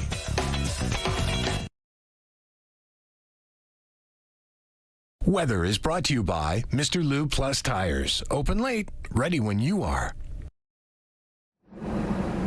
All right, so 1 degree is technically our highest temperature today. That was reached just after midnight tonight because we were in the plus digits yesterday, so we were still clinging to 1 degree. So it seems a little bit deceiving that that's today's high because it really is only going to get cooler now. That is normal for this time of year to have reached that number. Last year, we got up soaring up to 11.9 degrees, and that wasn't even the record. The record was 20 degrees, honestly, so nowhere near record-breaking and not even seasonal, as I mentioned. We're sitting now at -5. Those temperatures have only fallen off now since that 1 degree just after midnight. We will perhaps gain another couple of degrees back, but -5 is where we're sitting right now, and it feels like -13. We're dealing with some stronger winds this morning. Out of the north-northeast, they're gusting to 45 kilometers per hour. The pressure is rising, and the humidity is sitting at 77%. I'm seeing some blue sky, though, peeking out from behind these clouds. The clouds themselves are starting to clear and will continue to do so throughout the day today. That means increasing amounts of sunshine as the day goes on. And even the temperatures, like I said, they might continue to drop off, but then rebound to about -3. These stronger winds this morning will likely ease as the day goes on. So that will make things feel a little more pleasant, because honestly, those winds this morning do have a bit of a bite. I'm going to remind you again that surfaces pretty slick this morning. So sidewalks, driveways, they might be a little bit icy this morning. Road conditions aren't too bad, but just we're now into that season, so take some extra caution on the roads. A new book is examining the dark side of Canada's favorite pastime and sport, hockey. Author Rick Westhead is the TSN investigative reporter who broke the story that eventually led to the sexual assault trial involving a Canadian woman known as EM and 5 former members of Canada's World Junior Hockey team. All 5 players were acquitted, but the case sent shockwaves throughout all levels of the hockey world. The book is titled We Breed Lions, and it takes a deep look into the state of hockey today. Joining us now is award-winning journalist and author Rick Westhead. Good morning, Rick. Hi, good morning. Thanks so much for joining us. Now, congratulations on this book. Let's just start off with what inspired you to write it. Well, you know, this book actually kind of starts about months before we reported on this settlement that you just talked about between EM and Hockey Canada. Throughout 2021, I reported on a case of alleged sexual assault made by a former Chicago Blackhawks player named Kyle Beach. And we wound up doing over 40 stories on that case. And when Kyle's allegations were finally corroborated and he came on TSN to do an interview with us in October 2021, the floodgates opened, and there has not been a week go by in the last 4 years that I haven't received more than one credible tip every week, not just on hockey, but on other issues in Canadian sports. And I just thought, particular to hockey, because of the special place that it holds in our country, we needed to take a closer look at, you know, kind of how we got here. And that's what the book is an attempt to do. It's a tough story to tell because Canadians live and breathe hockey in this country. It's in our blood. Do you think that's part of the problem on what's going on with hockey? Yeah, good question. I love hockey. You know, I play it 3-4 times a week. I coached my son all the way through his U18 year. Some of the best friends I have are because of hockey. When my son had cancer, our hockey community rallied around us and were amazing. So not only do I acknowledge, I celebrate all the amazing people in hockey. However, 2 things can be true. We can have a sport that's amazing, but we can also have one with some serious systemic issues.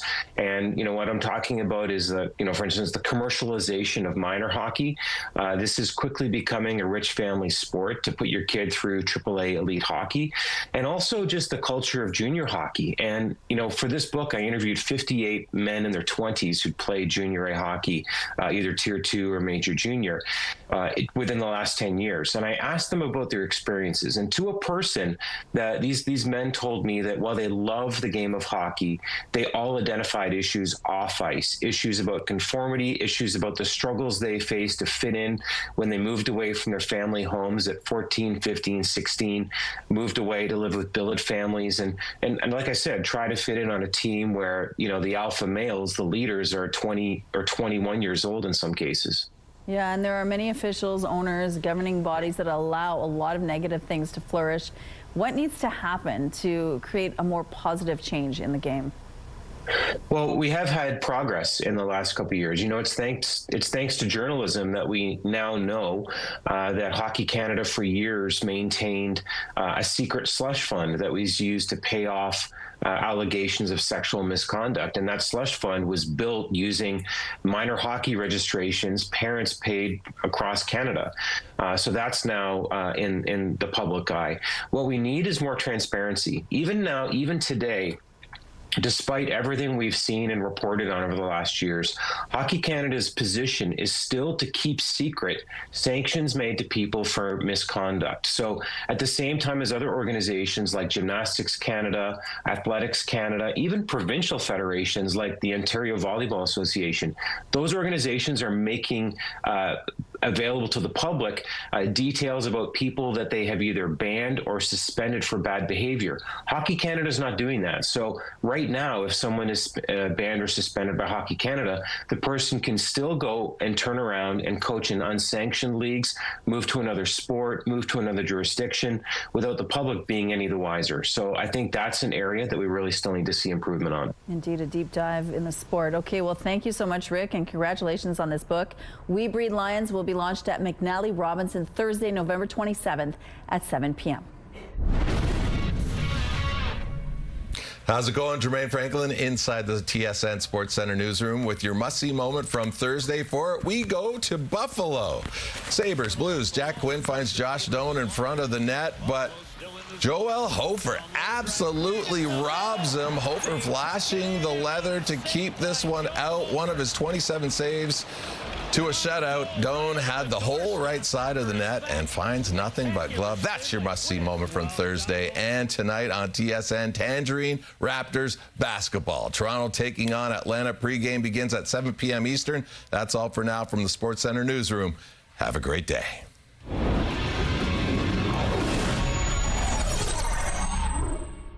The TSN Must-See Moment is brought to you by Super Blinds, helping your home get holiday ready with Blinds by Hunter Douglas. It's Friday, November 7th. Safety through separation. Why some say plans for bike lanes on a central Winnipeg street should do more to keep cyclists and drivers apart. Just under the wire, the Manitoba legislature adjourns after a late-night session sees bills passed to enhance election integrity. And here's your first look at what Canada's best-dressed Olympic hockey competitors will be wearing when they take on the world this February at Milano Cortina. Your Morning Winnipeg starts right now.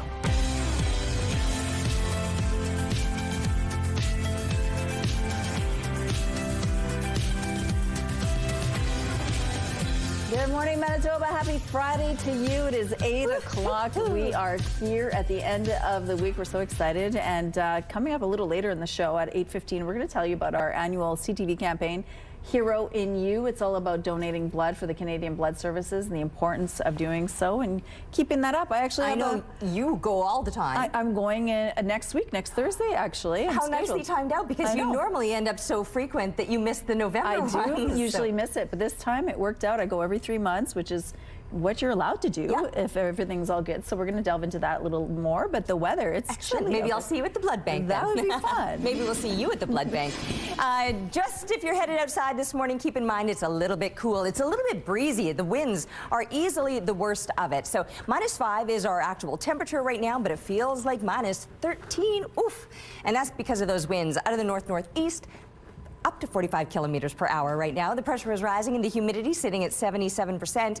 The sun is up. We've got some heavier clouds for now. They'll continue to break up and clear through the day. When I was just up on the rooftop 10 minutes ago, I'm seeing a little bit of blue sky shining through those clouds, and we'll continue to see more of that as the day goes on. The satellite image, you can see right now that there's not much other than clouds at this time. Of course, yesterday we had our first few flakes of snow. Started as showers, but then as those temperatures dropped off, showers changed to flurries. Most of that is finished through the south. There might still be some scattered precipitation through parts of northern Manitoba in flurry form. It's a little bit cool no matter where you are. Everybody right now, I think everybody is below the freezing mark. I'll double check. I'll let you know in about 10 minutes time if there's anybody through the 8 o'clock hour that is maybe getting up above freezing. I don't think so yet.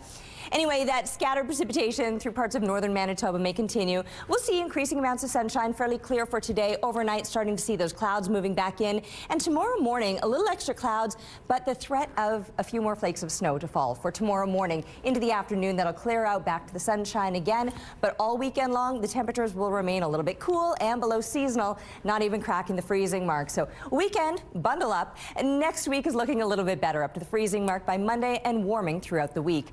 Our Love That Are Art today has those snowflakes that we first saw yesterday, thanks to Tegan.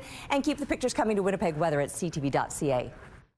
The Weather Art of the Day is brought to you by 103.1 Virgin Radio. The city is seeking feedback on a temporary plan to improve safety on Wellington Crescent, where a cyclist was killed by a driver going 159 kilometers an hour last year. I am going to be supporting what is going to improve the transportation needs for the vulnerable road user. People in cars, they can slow down. The interim plan would add temporary bike lanes on Wellington Crescent between Academy Road and Stradbrook. Painted lanes would run on both sides with plastic bollards, and the speed would be reduced from 50 kilometers an hour to 40. The measures come after lobbying from bike advocates to improve safety here following the death of a cyclist, Rob Jenner, in 2024. Cycling advocates and some who live near the area want the speed reduced to 30 and permanent curbs to physically separate cars and bikes. It's much safer for cyclists if there were some more kind of firm type of separation from traffic. People have until December 12th to provide their opinions to the city. Construction is expected to begin in the spring. Manitoba politicians have passed bills aimed at banning election disinformation, guarding social housing stock, and changing some income taxes. One of the bills passed last night introduces fines of up to $20,000 a day for election disinformation, including so-called deep fake videos that use artificial intelligence to create realistic but false images or videos of candidates. The bill also includes penalties for intentionally misleading information about voter eligibility, the conduct of elections officials, and the people or companies that provide ballots and vote counting machines. Other bills passed include one that will prevent owners of many government-funded social housing units from selling their buildings without provincial consent. French officials are holding a lottery where people can win a burial plot in a legendary Paris cemetery. Paris City Hall says this is a way to restore tombs that have aged badly through the years. Lottery winners will get the chance to buy and fix one of 30 tombs in 3 graveyards. Among the famous people buried there are Doors singer Jim Morrison, legendary French singer Edith Piaf, and playwright Oscar Wilde. Each tomb costs about $6,400. Do you want to see the Canada hockey team jerseys for the Olympics? Well, this is what they will look like on the ice at Milano Cortina in 2026. Hockey Canada revealing the jerseys yesterday, less than 3 months ahead of puck drop. Hopefully these jerseys will be worn for some more iconic moments in Canadian hockey history. Our women are aiming to win their 2nd straight gold medal, while our men are looking to win gold for the first time since 2014, which happens to be the last time NHLers played at the Olympics. They will be back this year. You can buy these jerseys from Hockey Canada as of 9 a.m. Central Time this morning. Here's a look at what's happening in traffic on Portage Avenue. Looks pretty smooth over in this part of the city, but we do have a traffic alert to tell you about. Lights are flashing red at Portage and Ronald Woodhaven. Signal crews are on the way, but you'll need to treat it as an always stop and should expect delays in that part of the city. If you have any other traffic tips to share, please text them to us at 10400. Traffic is brought to you by Mr. Lube Plus Tires. Open late, ready when you are. Let's go back now to Ainsley, who's live at Giant Tiger this morning. Hello, Ainsley. Hi, good morning. We're in the entrance, and what an entrance it is. Revamped, refreshed, and ready for you guys to really enjoy the deals. Mike is joining me once again, and Friendly. Good morning, Friendly. Friendly says hi. How awesome is this entrance, Mike? This is unbelievable. We are so excited to invite the community back into this redesign. We've worked hard over the last couple of months to really get the store ready to go for everybody. And I think they're just going to be super excited about how awesome that they're going to feel when they walk into this new look. Mm-hmm. And tomorrow, you guys are having some, extra special incentives. What can you tell me about it? Unbelievable. They got to show up tomorrow. Tomorrow we've got giveaways going on in the store. First 100 customers get a gift card. We've got Friendly around for them. Santa's here from 12 till 4 with free pictures for the kids. It's going to be absolutely amazing. Sampling's going on in the store. Unbelievable. The timing couldn't be better with the holiday season around the corner. Lots to pick up and grab, whether it's as a gift or for yourself. One of the great things about Giant Tiger is you come in the store every time and you can treasure hunt. And this is the best time of year to treasure hunt. As you can see around us, we've got an exceptional amount of products that you can come in. And you got to come in regularly because this stuff is changing all the time. So we want to make sure that you get in and get that thing. But don't let it go, because if you come back next time, it might be gone. Mm-hmm. Might be gone, but you're going to get more in as well. We're always getting more in. But that's the great thing about us, is that you're going to see something new every time you get into the store. And the holiday season is the best time to experience it. Mm-hmm. This community really thrives with a refresh.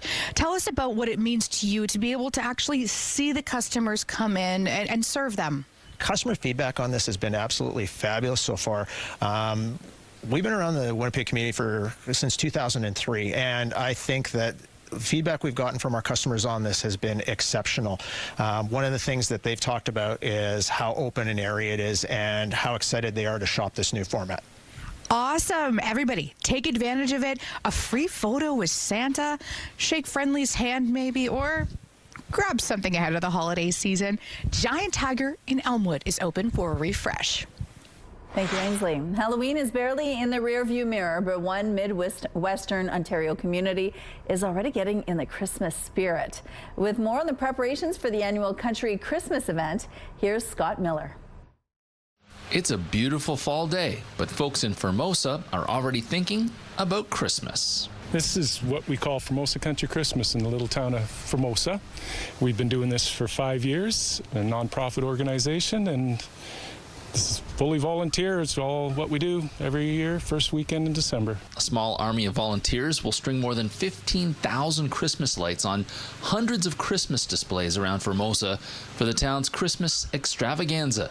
The big attraction is the drive-through Christmas cavalcade through Formosa's Lions Park, complete with giant Santa, snowman, Christmas light tunnel, and even a spot for Santa himself. The whole town, all the houses, everybody in town is jumped aboard, and they're all decorating their houses. Like, there's what we call dark spots. There's no dark spots in the town. Everybody's jumped right on. It just keeps getting brighter and better every year. While it might seem excessive to start setting up Christmas displays in early November, it takes that long to get things looking just right for Formosa's Country Christmas. We start right after Thanksgiving. First day after Thanksgiving, the Tuesday after, we start, and first 2 days is pulling everything out. There's a lot of work the first 2 days, and then basically every day after, whenever you want to show up. People come from all over Southern Ontario to drive through Formosa's Christmas displays each December.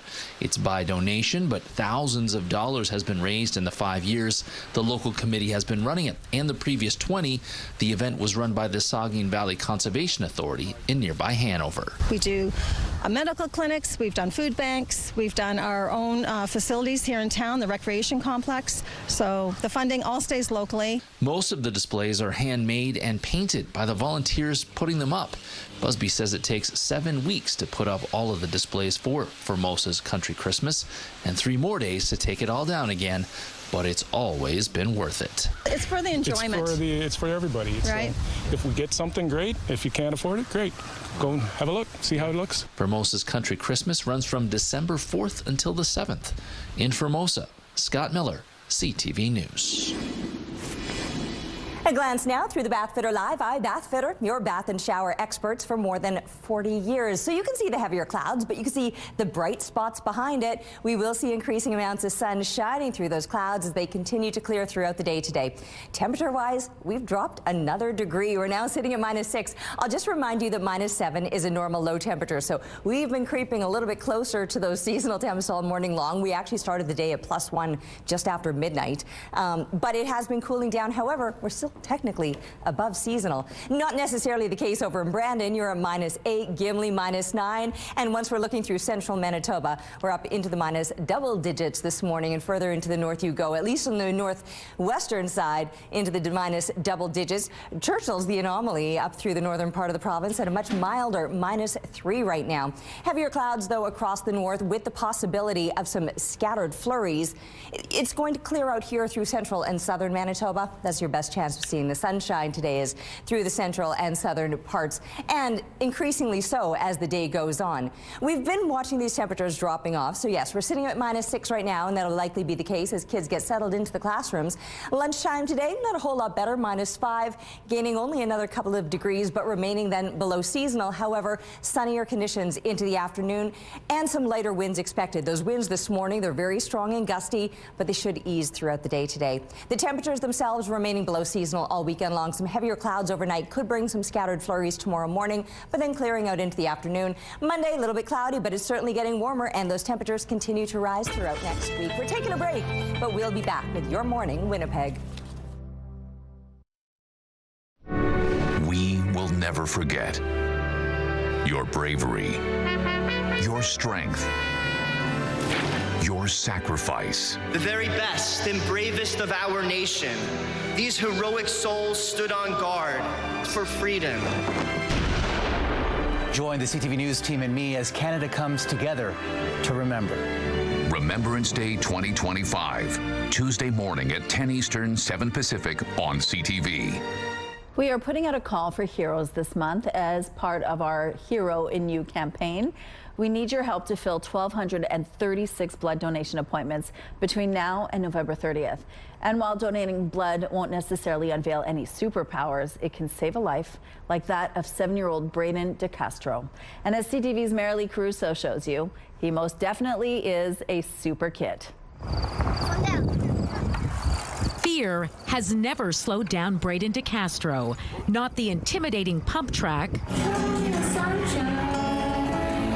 or the judgment of others when on stage singing. So it should come as no surprise to hear he's drawn to superheroes. Jarvis, lock mask. But this 7-year-old really is a superhero. And for the past 4 months, he's been fighting an evil villain, severe aplastic anemia. I had like a medicine called chemo that went all the way down, and it made my hair fall out. In June, doctors discovered his bone marrow wasn't producing enough blood cells, putting him at risk for severe infection, excessive bleeding, even heart failure. But Braden wasn't scared. Instead, like his favorite superheroes, Braden put on his cape and faced his fight head on. See you later, buddy. His new super identity, Bray the Brave. With Spider-Man and Iron Man at his side, Bray was isolated in hospital.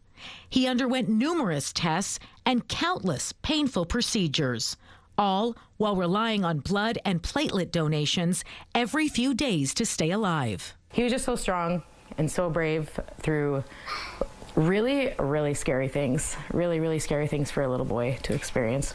I was the one who, broke out into tears and felt like my whole world was coming crashing down, like our whole lives had changed in a complete instant. On August 26th, Bray the Brave underwent a bone marrow transplant, and it turns out super kids run in his family. His 3-year-old sister Nora was his donor.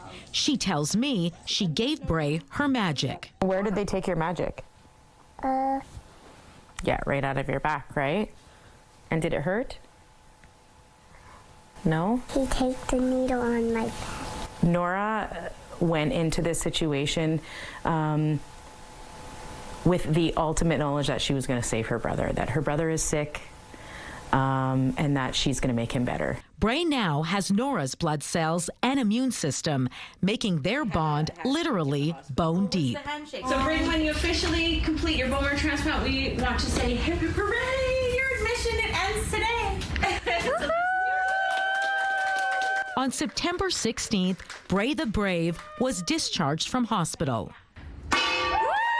Nora's bone marrow is fully grown in my body, so I 100% do not have aplastic anemia. It could be another 6 months to a year before Bray is fully recovered. So like all good superheroes, he can't let his guard down and will have to be vigilant against the threat of infection. Luckily, he has a league of superheroes at home who are more than happy to keep him company on his long road to recovery. Proof you don't need superpowers to be a hero. I think that I'm guiding and teaching my kids, but I think that's what the one lesson I've learned is that they've both taught me so much about love and compassion and protection of each other and bravery and strength. The day that I see them riding on the pump track again, we're on that road. Roughly every minute someone in Canada needs blood. People just like Bray the Brave right here in Winnipeg. To help them and us this month, we are asking you to make an appointment to donate blood as part of our Hero in You campaign. We're trying to fill 1,236 appointments this month, so we really need your help. You can book an appointment online at blood.ca or on the Give Blood app. You can also call 1-888-2DONATE to make an appointment over the phone. And when you do donate blood, make sure to take a photo in front of the Hero in You sign at Canadian Blood Services and share it with us. All right, I've been standing out here for just a couple of minutes and I saw a snowflake. Only one over the course of a couple of minutes. So it's not like it's snowing, but it certainly is cool and a little bit breezy as well. -6 is where we're sitting right now, which is almost a seasonal low temperature. Actual normals for this time of year would be around -7, but it feels colder than that if you're factoring in that wind. We got a -14 wind chill due to these winds that are right now gusting to 41 kilometers per hour out of the north. Pressure rising and the humidity sitting at 81%. Now the winds aren't going to remain strong all day long. They should be tapering off later on into the day. And these heavier clouds that are still sticking around right now, spitting out a snowflake, they should be clearing. We'll see increasing amounts of sun and those winds easing. It's just that the temperatures won't really be rising much. We fall into -6 over the course of the morning and will likely rebound, but only to about -3. And +1 is actually a normal daytime high, and we're probably not going to crack the freezing mark today or throughout the weekend. Now, northern Manitoba might also deal with some heavier clouds and some scattered precipitation, off and on flurries through the day today. Here in the south and central Manitoba, we will enjoy that sunshine, but a few clouds moving in overnight. There was another snowflake. That's 2. We might see some scattered snowflakes throughout tomorrow morning as well. I mentioned below seasonal through the weekend, but we're getting back to seasonal temperatures or even surpassing them by next week. And we have a beautiful shot of the northern lights taken by Christopher out in the Mitchell area. Thanks for this, and keep them coming to Winnipeg Weather at CTV.ca. We're taking a break. We'll see you soon.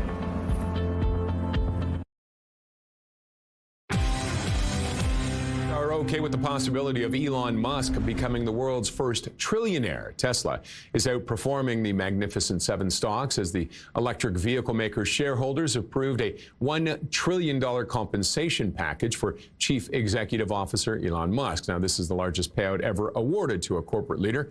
More than 75% of the votes cast were in favor of the unprecedented pay plan. You might want to check your flight if you're heading to the U.S. or have a connector there.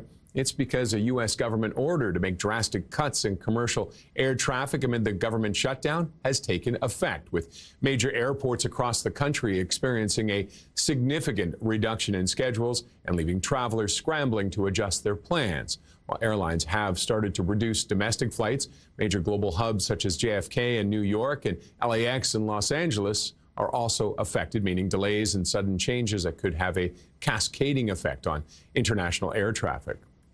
The White House has told others in the federal government it won't allow NVIDIA to sell its latest scaled-down AI chips to China, despite President Donald Trump's hints over the summer that he might allow the company to do so. This, according to 3 people with knowledge of the matter.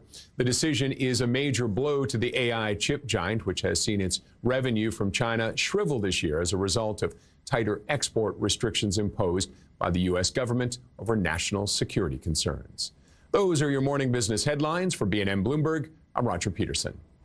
The study of sharks in our maritime waters has taken a step forward. Scientists have used a new non-invasive method to track great whites around Atlantic Canada. CTV's Jonathan McInnes has the story.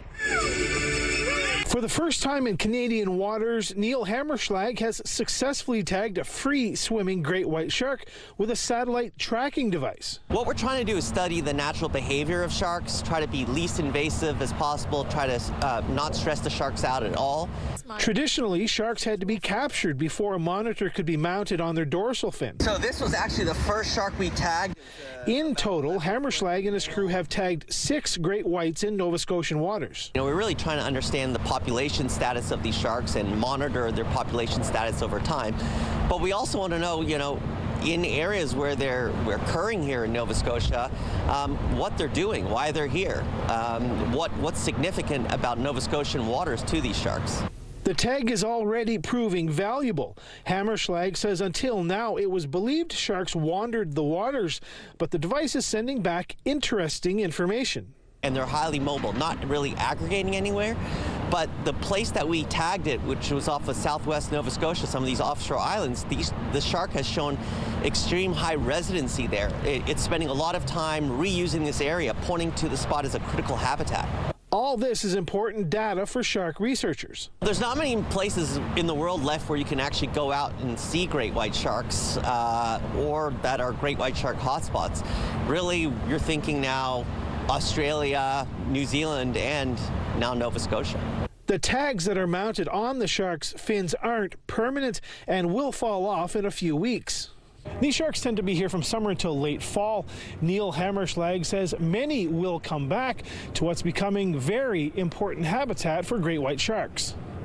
Jonathan McGinnis, CTV News, Halifax. A farm in Kingsville, Ontario is the talk of the town after a cow gave birth to quadruplets. I was going to confess to the children because, you know, I lied to them and I told them there was actually 3. Half an hour later, there was 4. Oh my goodness, the 4 little calves were all born healthy. The odds of this happening is about 1 in 11 million. Eeny, meeny, miny, and Mo will now join 3 other cows on the farm. Your Morning Winnipeg. Coffee is brought to you by Robin's Donuts, your favorite stop.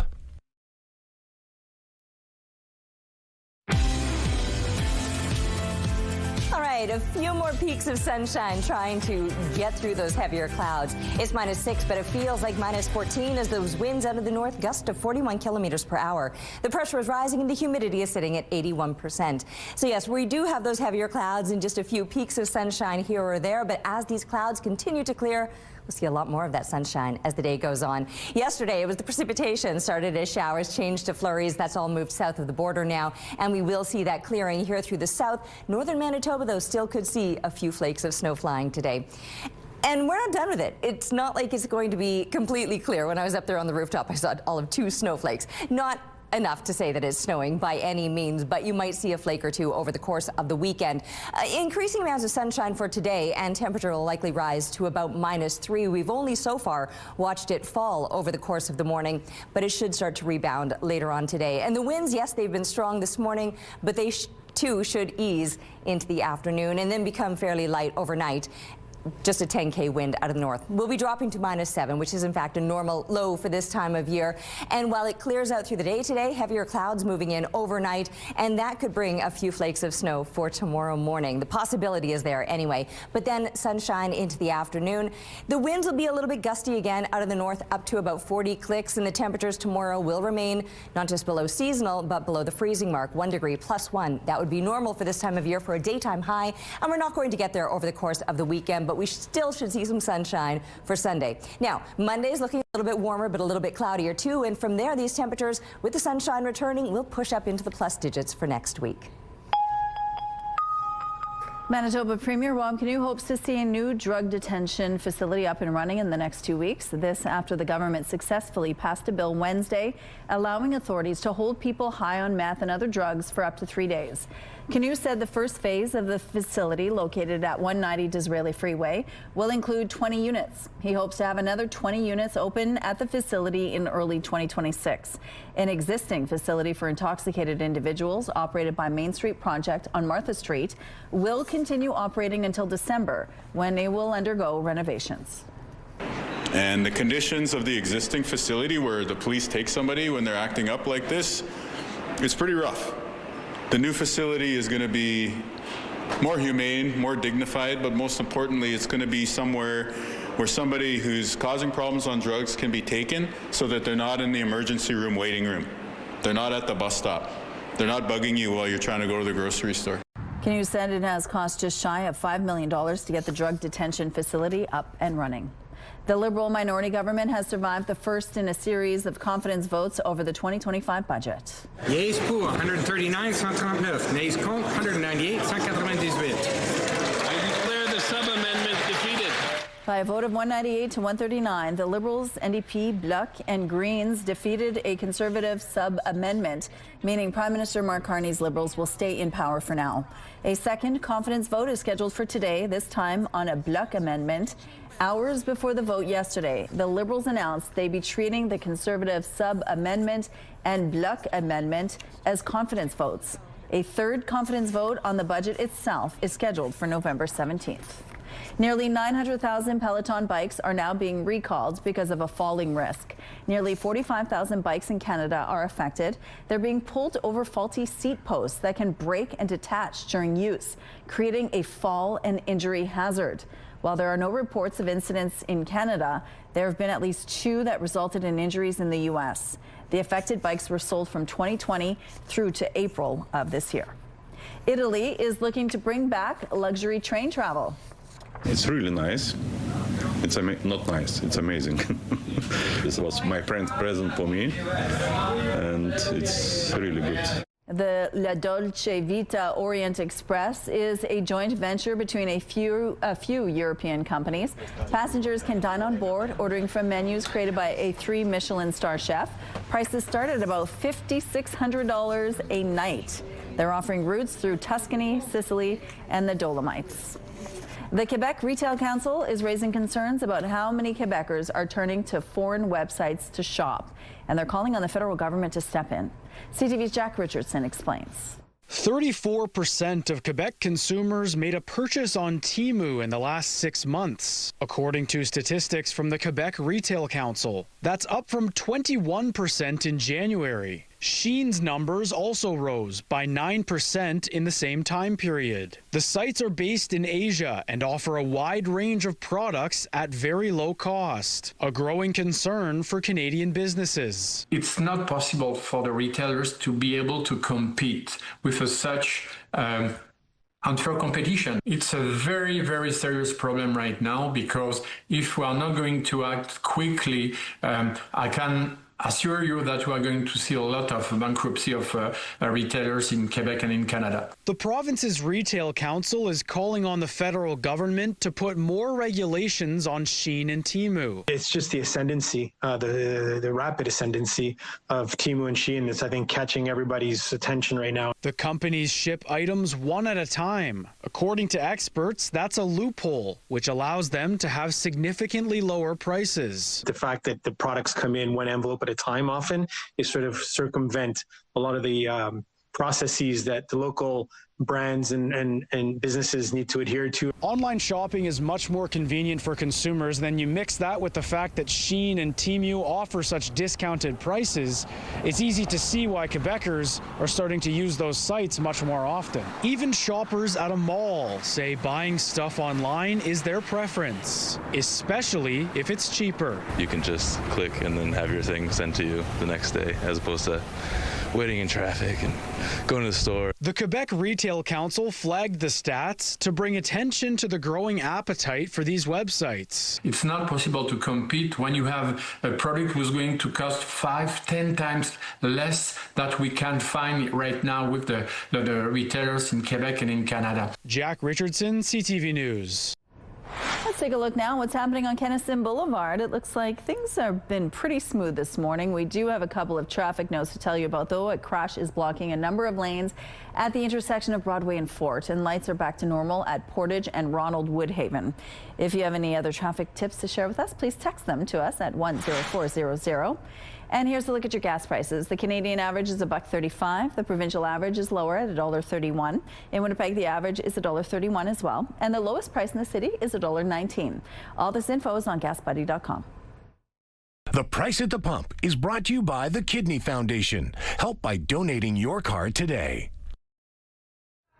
Well, we got some snow yesterday, so for our question of the day, we wanted to know, are you ready for winter? Marlene says she's never ready for snow, but loves to decorate the tree early. Thank you, Marlene. Peter says he's ready for winter. Jackie says they're prepared for winter, but never mentally ready for it. Bring on summer. Well, it's going to take a while. Thank you so much for your responses. Did you know your brain has a glow? Wilfrid Laurier University researchers have built a helmet that measures our brain's billions of cells which give off light. And as CTV's Spencer Turcott shows us, they can use those light emissions to detect and diagnose cancer in its earliest stages. Put gel into each of these 19 electrodes. It looks like a mad science experiment. So it just sits snugly on top. And it kind of is, but this mad science has the potential to save lives. The the general gap that we have in cancer detection is that we're completely reliant on biomolecules, genes, and physical constructs. Wilfrid Laurier Assistant Professor Narosha Murugan is the brains behind the quest to find another way to detect the disease. Her team of researchers landed on the light that our cells emit. If we're trying to look for a way to non-invasively detect brain cancer with one of the most common aggressive forms is glioblastoma, we kind of need to tease apart the signals. So using ultra-sensitive detectors to pick up individual photons, sensors in this helmet record the electrical and photonic landscape of our brains. Our goal is to detect cancer in the earliest form. It's really consistent, a few spikes. The trouble with current cancer detection technology is that it requires an accumulation of cancer tissue captured by imaging or biomarkers that may be hard to access or is too far along once found. What we mean by early is that when that single cell starts to make a decision to go from its healthy state to something that's what we consider not normal. Catching it at the single cell level could lead to earlier diagnoses and lower risk of mortality. Now Murugan is working with a medical oncologist to track patients undergoing chemotherapy to see if they can identify cognitive impairments following treatment. If successful, the magnetic fields may also have the ability to halt progression of psychiatric illnesses. I think our technology has the potential to be on the preventative side. A no-brainer in her eyes when it comes to pushing cancer research and overall wellness ahead. Spencer Turcott, CTV News, Waterloo. There you go. All right, it's breezy out there today, Terry. Yes, it definitely is a little bit breezy, but that wind should be tapering off later on today. You're right, though. This morning, I've been noticing the winds and the extra chill as a result of it. So throw those extra layers on. You want the gloves. You want some good traction on your feet. I've noticed how slippery the patio upstairs is, and that's likely going to be the case on surfaces like sidewalks and whatnot. I don't think the roads are as slick, but I've got my winter tires on already, so of course we're into that season now where winter driving conditions apply. We got some flakes of snow yesterday, and I've even seen 2 snowflakes already this morning. A cool -6 is where we begin. Well, actually, a much cooler -14 is what it's feeling like because those winds are strong. They're out of the north right now, gusting to 41 kilometers per hour. Pressure rising, the humidity sitting at 81%. I can't hear me over the sirens. Anyway, I'm seeing some sun shining through these clouds, and we'll see these clouds continuing to clear throughout the day, so increasing amounts of sun expected. And the temperatures will eventually rebound, although so far this morning we've only watched them fall. They will come up to about -3 for later on this afternoon. Watch yourself out in the streets this morning. I know there was a lot of crashes on the drive home yesterday, so just give yourself that little bit of extra time. We don't need extra activity out and about as we're moving into the new season now. What will that season look like for northern Manitoba? A few flakes of snow expected there as well. And again, tomorrow morning, we could see a few flakes of snow here throughout southern Manitoba as well, with cooler temperatures expected all throughout the weekend, but a nice little warm up to come next week as these temperatures return to seasonal or even push up into the plus digits. We're taking a break right now, but we'll be back with Your Morning Winnipeg. Weather brought to you by Blinds Are Beautiful, helping your home get holiday ready with blinds from Hunter Douglas. Have a news tip? When you see news happening, let CTV News Winnipeg know. Text your tips, pictures, and videos to 10400. That's 10400. Message and data rates may apply. The holiday train has become a tradition for many families in North America. Thursday, it left Calgary on its way to Montreal, where it will then be split in 2. One will head south to New Orleans. The second will head back west to Vancouver. The train will roll through Manitoba December 3rd to the 5th. CTV's Kevin Fleming has more on how the train gets people into the Christmas spirit and gives a major boost to local food banks. It's primed and ready for its 6-week trip. The holiday train is based in Calgary at CPKC's corporate headquarters, where crews get everything ready for its festive journey. It started back in 1999, so we're rolling into our 27th year. It was, derived as a concept of a way to give back to communities where we operate, and how do we make a difference by, fighting food insecurity. The train consists of 30 cars that will be split into 2 once it arrives in Montreal. It's hard to see in the daylight, but the boxcars have Christmas-themed light designs on them that shine bright at night. We actually change out the light displays on the boxcars every 2 years.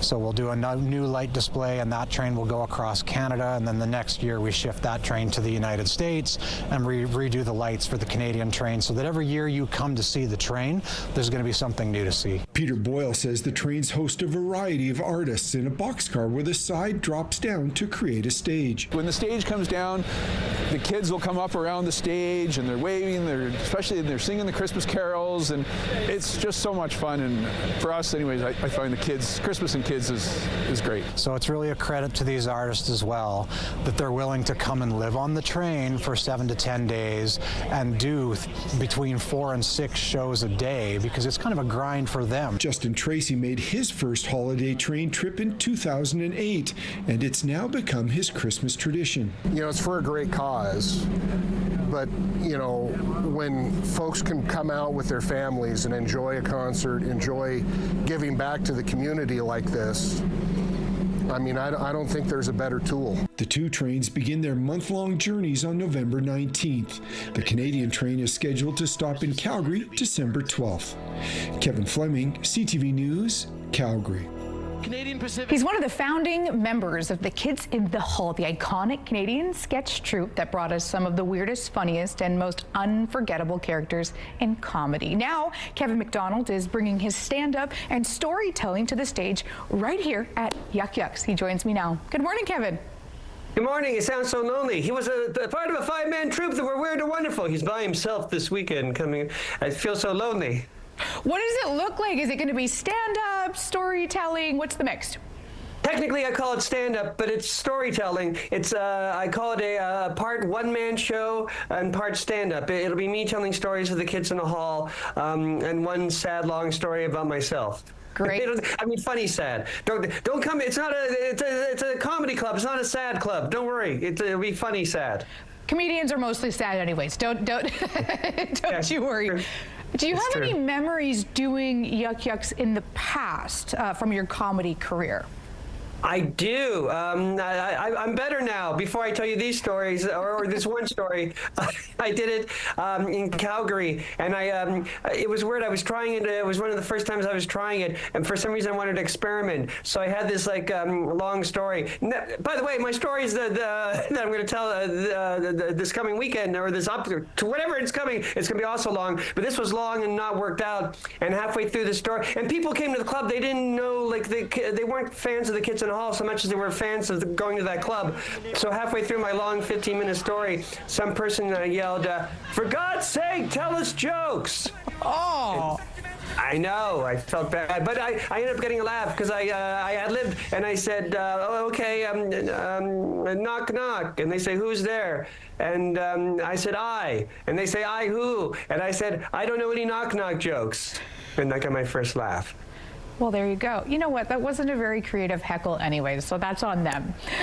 Well, in a way, it was creative. Like, it was sort of like half we hate you and half we want to help you. If you told us jokes, it would go better. It was sort of like that. Oh, man. Okay, you've been part of so many eras of comedy. How does performing now translate or even compare to back then? Well, it's always exciting to perform.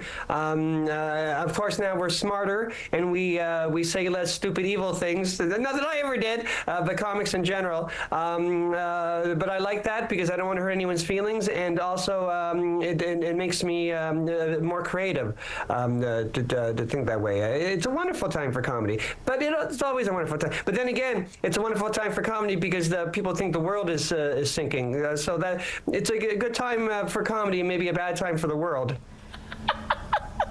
We have to wrap up. You're going to end with that? Ask me another question, but it sounds happier. I don't want the last thing to say. The world is sinking. What if I die in a car crash this afternoon? Kevin McDonald said the world is sinking, then got into his car. Okay. It'll be it's funny. It's a funny thing to tell Kids in the Hall stories, but even if you don't know Kids in the Hall, I think it's universal. I'm way better than I was in Calgary Yuck Yucks, but if you want to say, for God's sake, tell me jokes, that's all right, too. Sounds good. Appreciate this chat. Well, if he can make us laugh that much in the course of 3 minutes, then I'm sure his show will be a riot. All right, outside this morning, -6 with some heavier clouds still, but they will be clearing throughout the day, increasing amounts of sunshine on the way. Now, it still feels pretty chilly. -14 is the wind chill, with those winds out of the north gusting to 41 kilometers per hour. You can see the camera shaking there. Pressure rising, the humidity sitting at 81%. I'll remind you again how slick it is on the surfaces, sidewalks, whatnot. I almost wiped out on my rooftop this morning, so just give yourself a little extra time. You might be doing that penguin walk today. Surfaces might be a little bit on the dicey, icy side.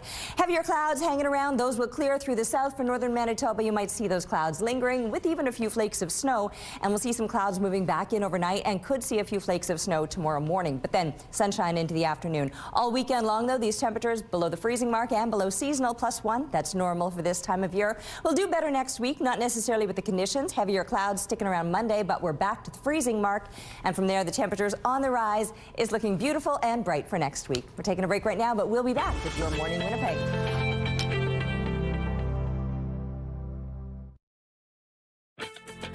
Rooftop arrangements provided by Lacoste Garden Center. Salon services provided by Essentique Spa Salon. We're going to send you off into the weekend, but first we're going to show you some fun video. This hippo calf is loving life at the Berlin Zoo. This little guy, who doesn't have a name yet, is really enjoying getting in the water. And here's the fun fact, hippos can't actually swim. They do have strong legs, however, so they push off the bottom to glide through the water. And they're fast. Wow. An artist gets creative with makeup through the ages.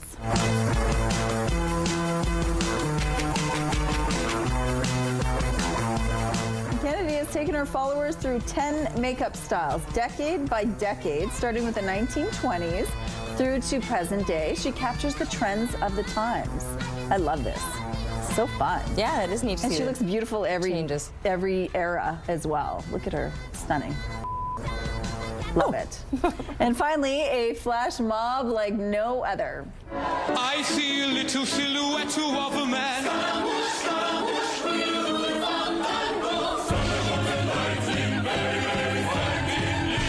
Watch as the square in Paris comes alive with Bohemian Rhapsody. Mickey, the lead singer, surprises everyone while channeling Freddie Mercury. Then singers pop in and out of windows of buildings surrounding the square. What a way to wake up in Paris, first of all. Yeah, but then yeah, right. Song. That does it for us. Have a great weekend. We'll see you on Monday.